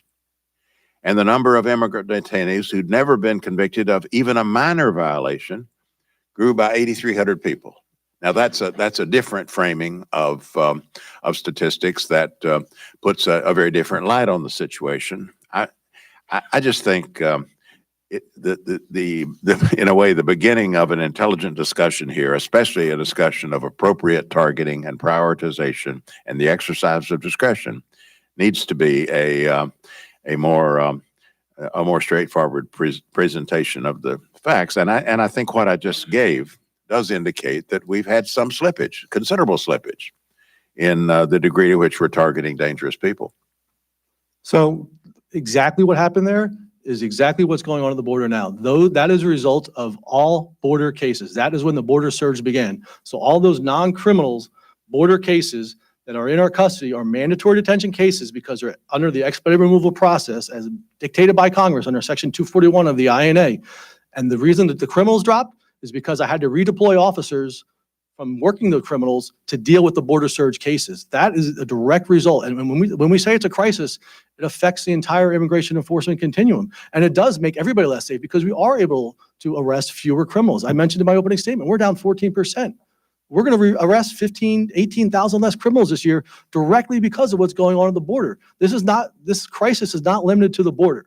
These individuals are not staying in the border communities they're dispersing into the country. And we have to manage those cases. Some of those individuals are getting involved in criminal activity, and we have fewer and fewer resources to actually deal with that, unfortunately. We'll return to this. Thank you, Madam Chairman. Director, before I ask my question, I just want to respond to something that you mentioned in your response to Ms. Wasserman Schultz, a question about the ability to provide reporting about ICE's detention and removal of military veterans. You mentioned that part of the problem is due to a lack of funding to modernize your systems. In the 2018, Congress provided an additional $6 million for this purpose, and in 2020, I recommended an additional $2.5 million. Both additions are above the administration's budget request. I'm also recommending an additional $2 million for your law enforcement systems and analysis division, who do the analysis and the reporting. And I'm trying to help by adding funding above what you're asking for. And if this isn't enough, I think it's important that you tell us exactly what it is you need so that you can be more transparent about your operations. I'd like to just follow up a little bit more on some of what Mr. Cuellar was talking about with regards to detention facilities and the conditions that are there. And I have several questions, so I'm going to try and ask as many as I can in the time that I have. First of all, it's really unacceptable, the substandards conditions at ICE facilities that have been reported and also that which I have myself seen in my visits. And I'm hoping that we'll be able to make some progress on that together. So one of my questions is, have you carried out a full review and taken the necessary corrective actions to ensure that the recommendations from the OIG and the GAO and ICE's own standards and oversight recommendations are being implemented at every detention facility that ICE operates? Thank you. Yes, we have a comprehensive oversight framework that we utilize. I would say that our detention facilities receive more scrutiny and appropriately so, and we have no reason to have any reason not to have that scrutiny, and we welcome transparency. I mean, we have detention service monitors that work for headquarters that oversee facilities out there in the field. We have, in many of these larger facilities, we have assistant field office directors that are on the ground to deal with issues on a day-to-day basis. Some of these detention service monitors are on site. We have, and thanks to you and the committee for the additional funding in 19 for OPR, Office of Personal Responsibility, the Office of Detention Oversight. We received able to fund 14 more positions. And what is the status of that hire? so the 14 positions will be on board by the end of this FY. And we expect to be able to do, I believe, and I can get you the exact number. I thought we were about 15. We plan to do about 15 more inspections this year than we were able to do last year based on the additional funding. And obviously, once we get those new inspectors on, that will only increase going forward. Okay. I'm sorry. Okay, I'm just trying to get all my questions. Oh, go ahead. Go ahead. But, we continue to hear disturbing reports that ICE is contracting for additional detention capacity where basic standards are not being met. One example is a relatively new facility in Texas that does not allow contact visitation unless there is a significant advanced planning. ICE standards state that contact visitation should be provided, especially when minor children are involved. And remember, we are talking about civil detention, not criminal detention. And my question is, do you believe it's acceptable for ICE to enter into these agreements to provide civil detention services where reasonable opportunities for contact visitation with families and attorneys can't or won't be required, which is contrary to your agency's own standards? I'm not familiar with that facility, but I'll certainly look into it. On the larger question, as you well know, all of our contracts that we're required to enter into without any contract that we enter into is supposed to be at the PBNDS 2011 standards. And that if we don't meet those standards, then we are supposed to notify Congress 30 days prior to actually entering into that contract, which we have done. And those notifications have actually probably been fairly few. Since I'm not in ERO day-to-day anymore, I can't tell you how many there are, but I only remember one or two that we sent when I was the EAD. But I know all the new contracts that we're doing in order to get these additional capacity to deal with the border cases, we're contracting at the PBNDS 2011 level. Okay. The note that I have here that this is in Montgomery County and that it was started using it October of 2018. Okay. So if I could get some additional I'm information. happy to look into it. Thank you. Okay, thank you. Mr. Fleischman. Thank you again, Madam Chair. And thank you, Director Albence. This testimony is very informational and helps us all do our job. Mr. Director, the DHS Secretary sent a letter dated March the 28th that states, and I quote, "Without additional assistance, we will be forced to increase the releases of the single adult population from ICE, the only population for which we can currently effectively enforce U.S. immigration laws. When meeting with Border Patrol agents, the point is made time after time that if we can't keep up with detaining and returning single adults, we've lost the border." Question, do you agree? Does the sentiment of the March 28th letter still hold? Without a doubt. How can we make sure that we don't lose ground on this population, sir? Again, in dealing, again, just dealing with the symptoms now, absent additional capacity, I don't know how you would do it. There is not a way to move these cases through the system really much quicker than they currently do. And we certainly need to make sure that the individuals have all ability to access their due process rights. And so if they want to have appeals of their cases and the like, they certainly are free to do so. And we want them to have all due process. So absent additional capacity, there's only so many beds that we have and only so quickly we can turn them around. Yes, sir. From your testimony earlier and from what I've seen, it's evident that resources alone won't fix this crisis. This is a very complicated set of issues or would have been solved by now. Again, going back to the March 28th letter, the Secretary referenced a legislative proposal to Congress in the coming days to address the immigration and asylum policies. My question, sir, do you know the status of an immigration proposal from the department or the administration, and will we see an official proposal, sir? Congressman, I don't know the exact status. I can tell you that I know what the proposal contained, and it would have contained the items that, among others, but the three main items that I mentioned in my testimony with regard to Flores, the TVPRA, and the credible fear threshold. But we can certainly check on and get back with you. Yes, sir. Mr. Director, recent outbreaks of measles, mumps, and chickenpox have closed thousands of beds as you try to limit the exposure to just the affected cohort. How are you managing to contain the outbreak, and how many detainees are ill, and how many beds are affected? So it changes. I'm not sure how many we have. For the past 6 to 8 months, it's generally been around 4,000 to 5,000 beds that are cohorted as a result of diseases. And frankly, that makes a point which I should have made, so I appreciate you for bringing it up. Even with the expanded capacity, when we have to quarantine a whole wing, we can lose. So there's, at any one time, we may have 1,500, 2,000 beds that are actually vacant, but those beds are within the quarantine pod such that we can't utilize them. Yes, sir. What efforts are you making to ensure detainees at the affected sites specifically and across ICE facilities have unfettered access to medical care? And what efforts are underway to make sure the population isn't introduced to new outbreaks, sir?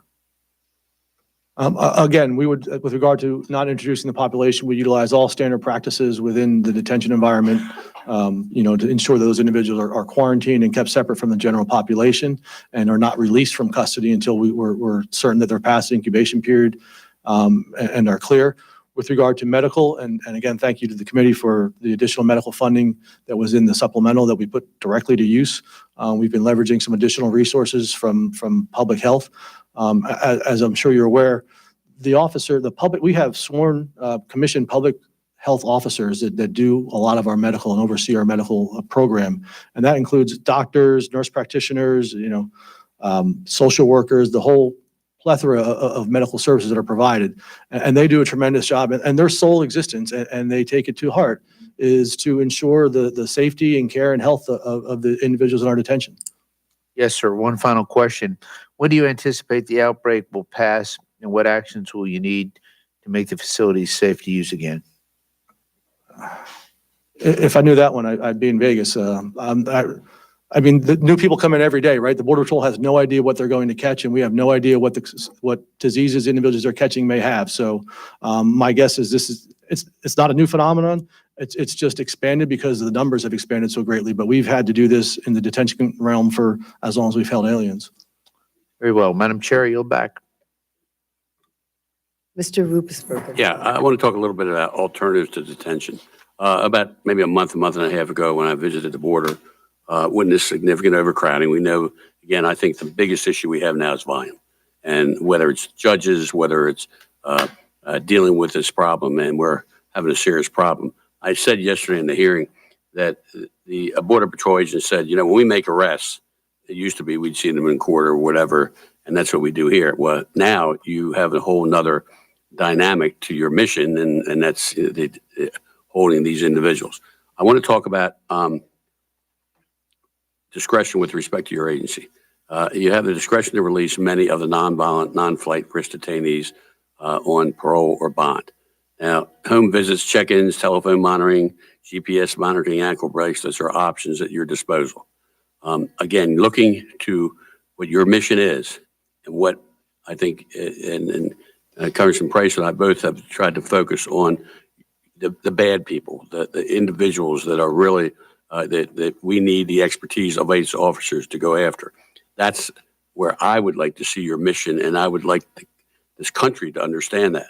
And what a lot of people are seeing is that we're going to come out and get you, and families that have been here and they're afraid, and local governments aren't working with you. I mean, it's not where it needs to be. Now, my question is that I think we provided $20 million for alternatives to detention, and these programs are less costly to American taxpayers, more humane in standard detention, and they come with court compliance rates, up to about 90% when you do put people in these type of situations.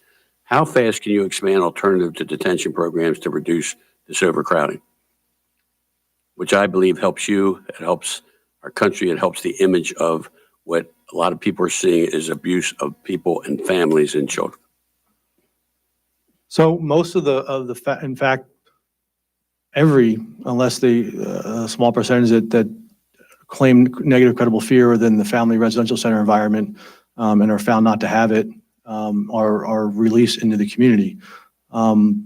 We have, at this point, based on funding, we have about 101,000 individuals on ATD. We could put, based on existing funding, about 64,000 people on the GPS bracelet annually and keep them on there.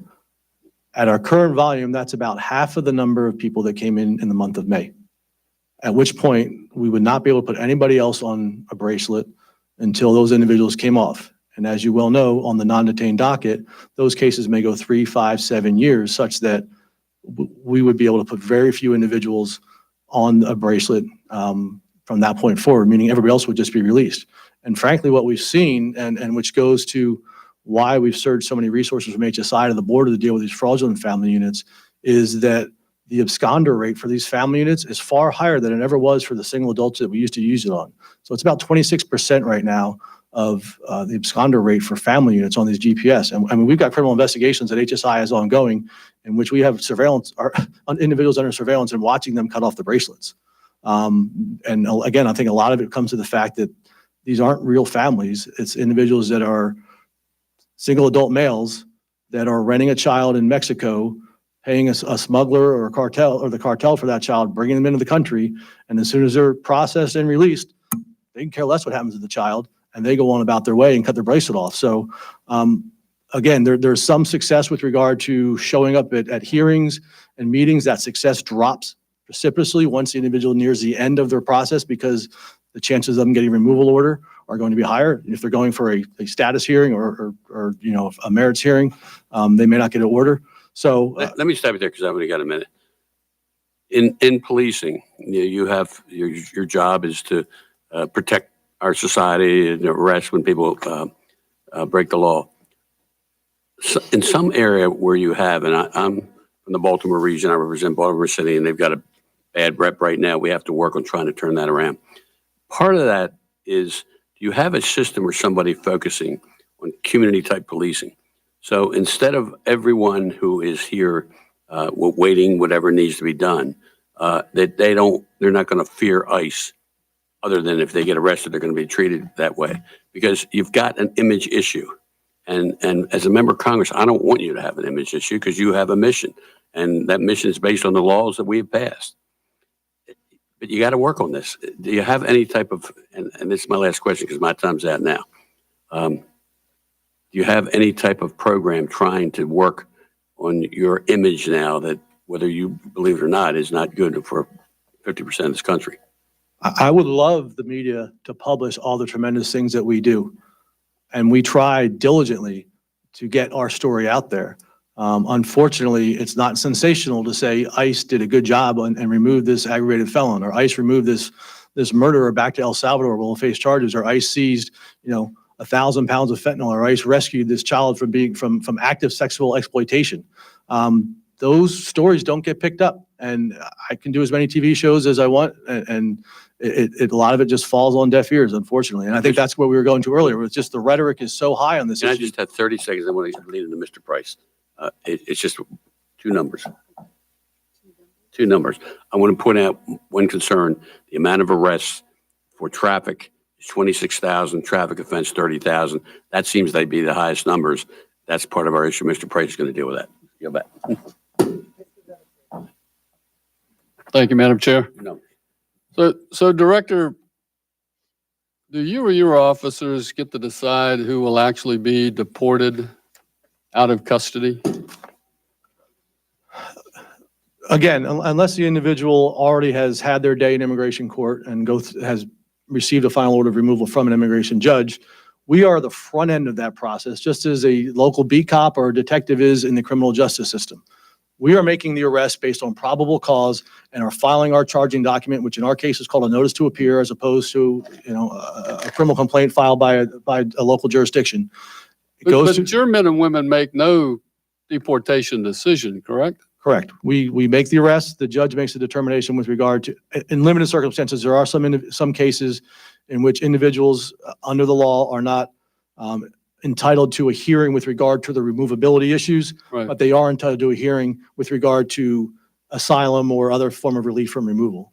Right. And the reason I ask, and I think you said it earlier, you don't get to pick and choose what laws you're going to enforce.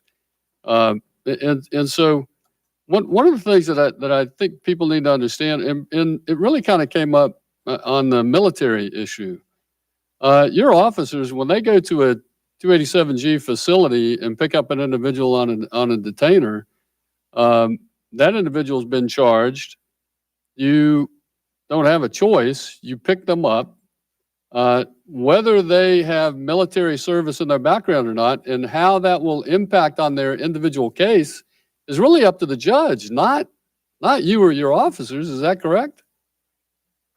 That's correct. The judge makes a decision on removability. Okay, so let me change gears here. While there was a decrease in the number of migrants that were crossing the border in June relative to May, we still have over 100,000 people that cross the border. We're still hearing about the metering going on at the ports. CBP detention facilities are still over capacity. You just received $208.9 million in the supplemental bill, and so my question today is: Do you anticipate that will get you through the end of the year? That's going to be enough, or what's the burn rate on that? So the money that we were given, and we are appreciative of it, is, for the areas in transportation, medical services, the money that we were able to give to HSI to go down and do additional family fraud investigations and DNA testing, which has proven very successful. That money is greatly appreciative and went right to work. Unfortunately, from a detention perspective, we're still short, and we're also still short a little bit in the transportation area. So, our request in the supplemental was around $110 million, and that need still remains. Right.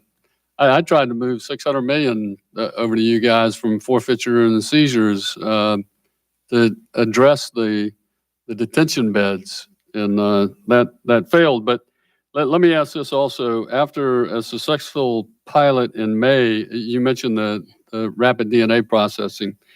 That you all awarded a $5.2 million contract for additional DNA testing and supplies. Can you give me an idea how that program's going, the rollout? How's it looking? It's looking, when I say it's looking good, I mean that from an operational perspective, from a criminal justice and victimization perspective, it's looking bad because we ran the first week of it. Last week, we've opened up in 7 different Border Patrol facilities. We've got 2 machines in each facility with more machines to come. And within the first week, there were 102 referrals to us. We found 17 instances of fraud based on the DNA test. And in fact, this is an experience we saw when we ran the pilot as well. 14 of the individuals broke to the fact that they weren't really family units to begin with at all before they even took the DNA test because they saw that that was a potential for them. So we're continuing to pursue that as that rolls out and we add additional machines and capability. I'm sure the results will go up significantly. And I'm hopeful that there's some deterrent effect with that as well because the word spreads. Yeah. And how many family groups have you discovered through that where it's not a parent, but it's an aunt, an uncle, that sort of thing? So we've got a couple things going on at one time. We've had about, if you look at just the family fraud investigations that have been going on in the surge that we've got down there that's going on for several months, we're only getting the cases that Border Patrol refers it to us. So we've had about 3,000 cases referred to us. Through the investigative process, we found about 400 of those to be fraudulent. Most of them, there are some that are family members. Usually what happens, but when we're saying that they're fraudulent, they're presenting themselves as if they actually are father and son or mother and son, whatever the case may be. Or what we're finding a lot of them is that they're actually adults. So you've got an uncle that's 32 years old and you've got a kid that's 19 years old and he comes in and says, this is my 17-year-old kid, release us as a family unit. So we've actually presented 790 prosecutions during this time and 682 have been accepted for prosecution. What we're also seeing, which is very troubling to us and we're doing our best to combat it, is a lot of the individuals claiming to be UACs aren't UACs. We're finding individuals that are 23, 24 years old coming up with 16-year-old or 17-year-old birth certificates. We're extremely concerned about that because those individuals are going to go into HHS custody. And the last thing we want is a 24-year-old male being in custody with a bunch of 10-year-old boys. That is an untenable situation for all concerned. Our overarching goal, as we've said all along, is to keep the safety of these children. And so we've identified 59 of those, 58 of those have been prosecuted. The U.S. Attorney's offices down on the Southwest border has been a tremendous partner for us. Thank you for your service. Madam Chair, I yield back. Mr. Aguilar. Thank you, Madam Chair. Thank you, Mr. Director. On Tuesday this week, you told reporters that the reason ICE raids were successful is because the agency had the element of surprise. You also said that when media attention is drawn to potential ICE raids, it inhibits the ability of ICE agents to do their job. Is that fair summary?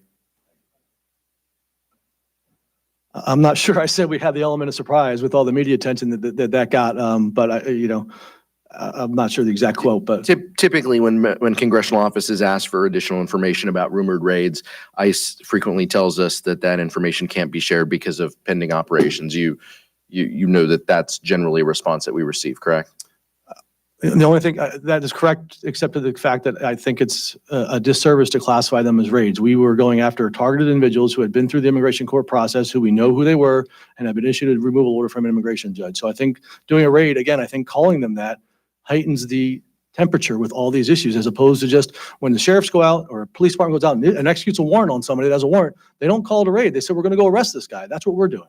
Sure, and in some cases, there's quite a bit of collateral arrests that are made as well, and I think that that's where, in my interpretation, and that's my feeling, and we can get into a whole conversation about trust within the agency.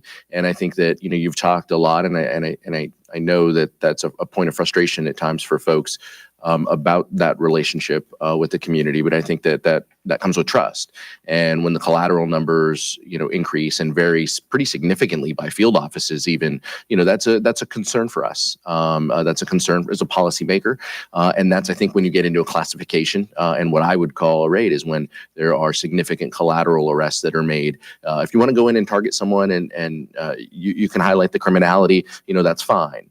But when you get into the collateral pieces and you start, grabbing other folks who are in proximity and breaking windows, pulling people out of cars, those are things that heighten the level. And I just want to make sure that you understand that that's what we're talking about.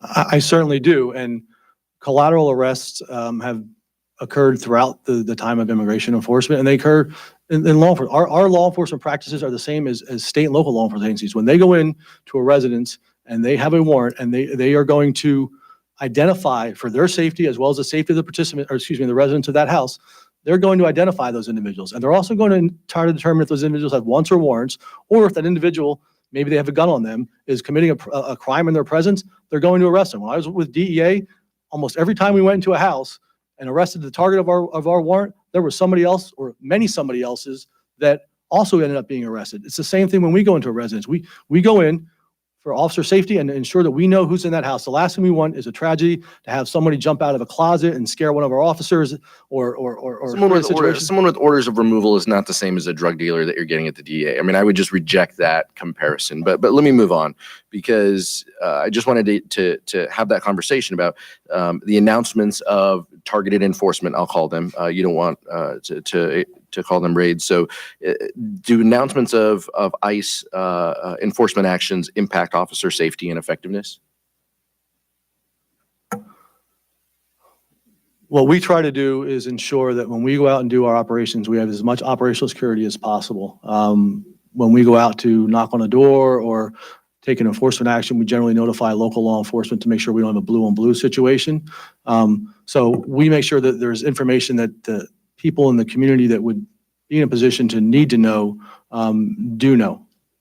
But the fewer people that know, generally the more effective and probably the better for officer safety. Is that fair to say?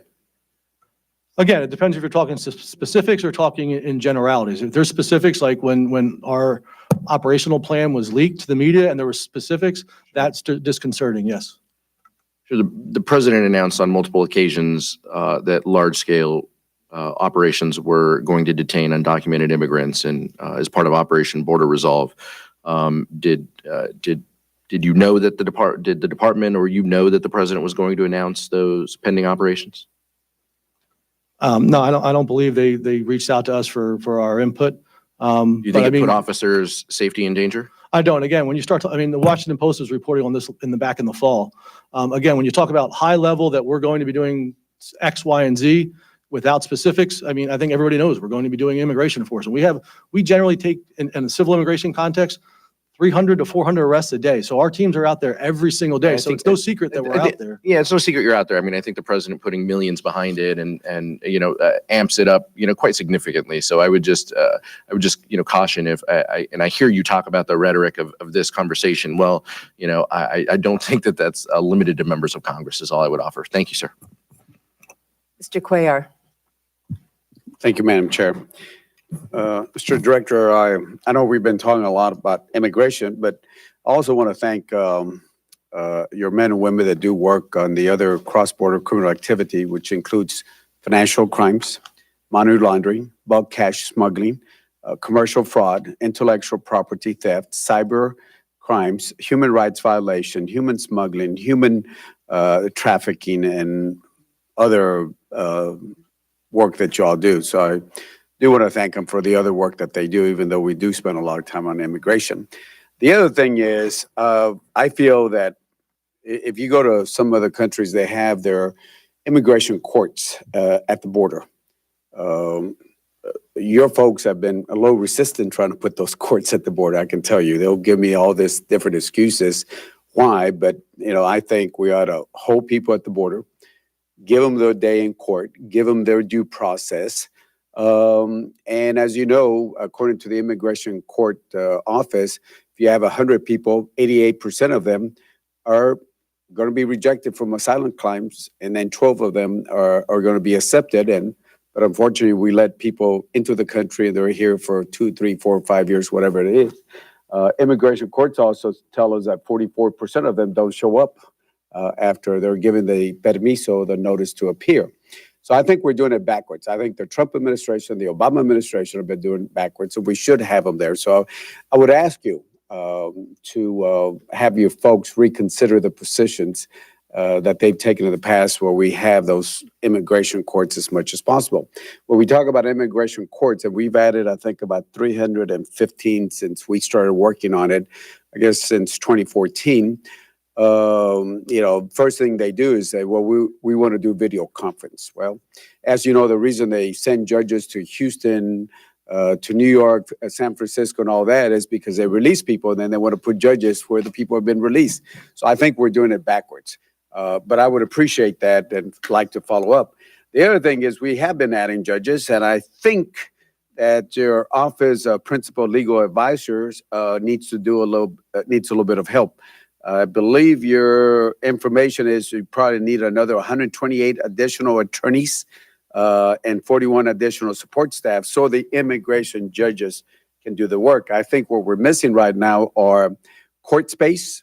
We actually have more judges than court, and we're hoping that during this appropriation process, working through another subcommittee, that we add court space, number one. Number two, that we add those attorneys, because if you don't have those attorneys, it's hard for the judges to do the work. I would ask you also, because I do know a lot of immigration judges, that y'all look at the old show called Night Court or Night Court. I do understand that your attorneys leave at 5 o'clock or so, from what I've heard from judges, or somewhere 5, 6 o'clock. And in many ways, we ought to look at that show, and if we need to do a little bit of extra work, we should have some sort of night shift to address the backlog. So anyway, we want to be supportive on adding more monies on that, and like to get your thoughts on what I just mentioned.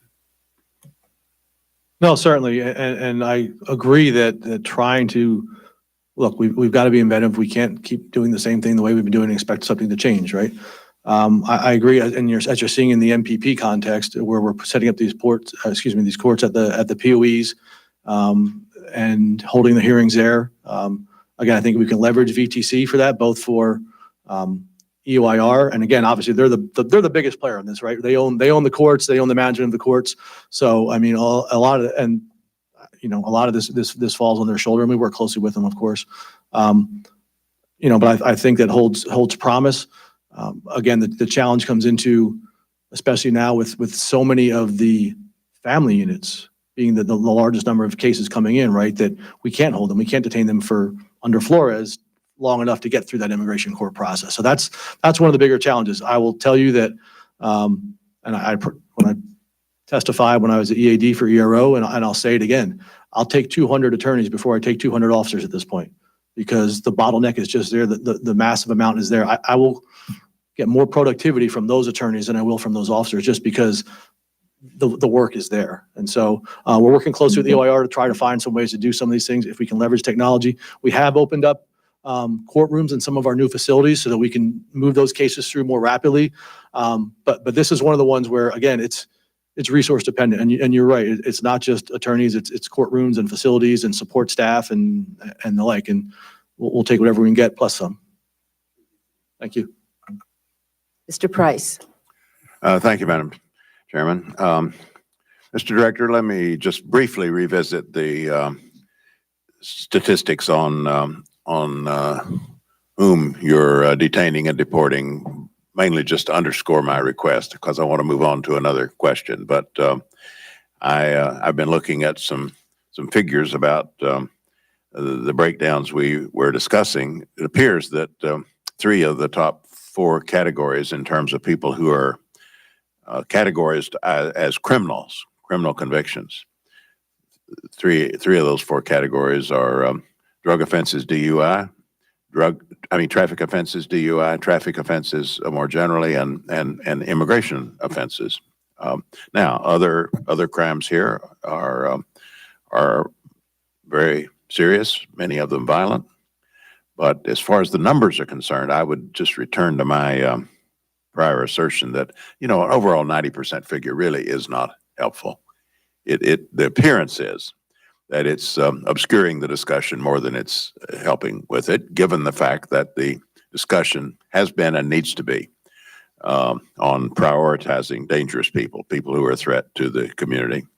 I appreciate your comments about the way the diversion of personnel from the interior to the border surge has compromised your abilities. On the face of it, though, it doesn't seem to me that would affect the ratio of. It might affect it affects the overall number who you detain and deport, shouldn't affect the overall ratio of dangerous criminals to others.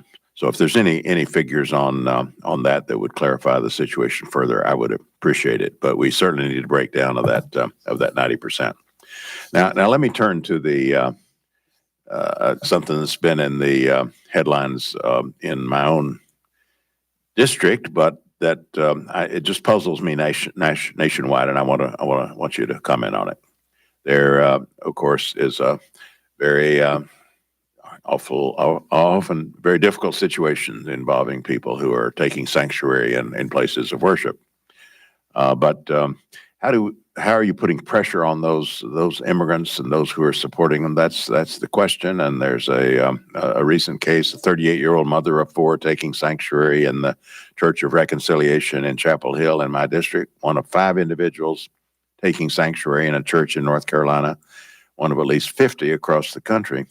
Now, just out of the blue, July 1, she received notice that ICE intends to fine her $314,007 for, quote, willfully failing or refusing to leave the United States and for having, quote, connived or conspired to avoid deportation. That amounts to $799 a day for each day that she's been in sanctuary.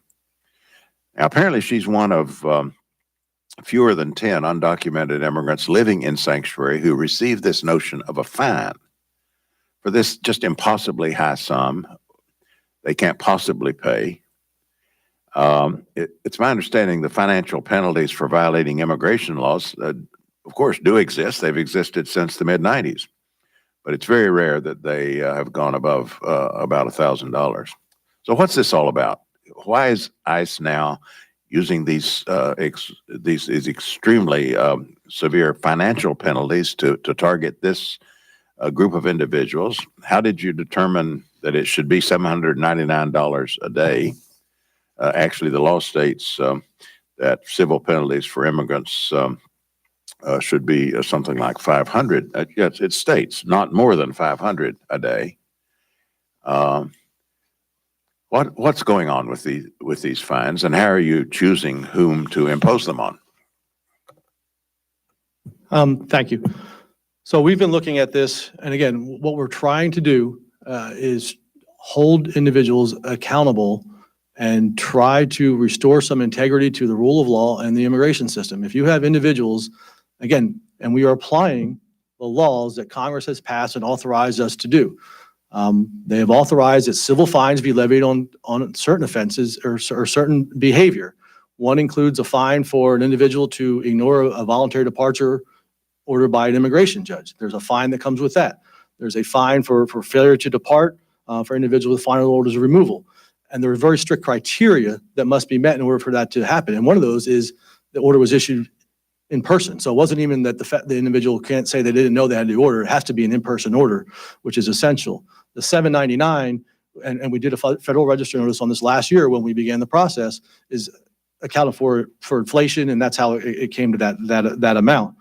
But if we're going to have any integrity of the immigration system, I don't think we could have a system whereby somebody can avail themselves of all due process, work the system for 5, 6, 7, 8 years, and then when they get a result that they don't agree with, go take sanctuary in a church where they know our sensitive locations policy prevents them from having the law enforced against them. So we are going to use all the tools available to try to gain compliance with the lawfully issued judge's order. And part of this too is if we want to have a secure border, there has to be consequences for illegal entry. And that means that you have to leave the country if you're ordered removed by an immigration judge. And if you fail to leave the country and there's a way that we can fine you civilly, then we're going to do that too.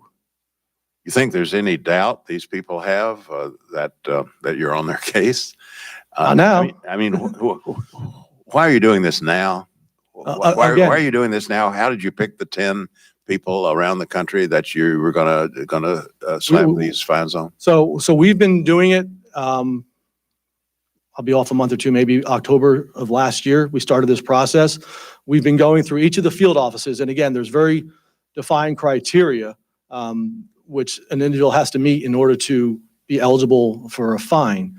So it actually takes quite a while to review the case to determine if they meet all the factors required by law and statute to be amenable to being fined. So we've been going through various field offices. They're going through their cases of fugitives and individuals who've avoided orders of voluntary departure, trying to find individuals that are there. And some of the individuals, when we located them, we arrested them and removed them rather than finding them because we knew where they were and able to locate them. But individuals that we can't locate or are unable to find or that take sanctuary. I mean, put it this way, there's more sanctuary cases out there than those that were fined. It's the other ones that we reviewed didn't meet the legal criteria for a fine.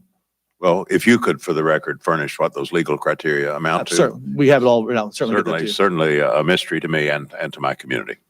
Thank you, Madam Chairman.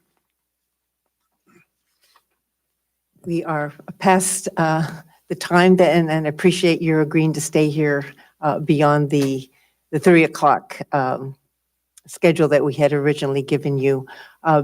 I do have some other questions that I will submit, particularly with regards to the treatment of pregnant women in detention that I'll be following up. But thank you very much for your time and look forward to continuing to work with you on some of the issues that have been raised. As do I. Thank you. Thank you. Sure. Thank you.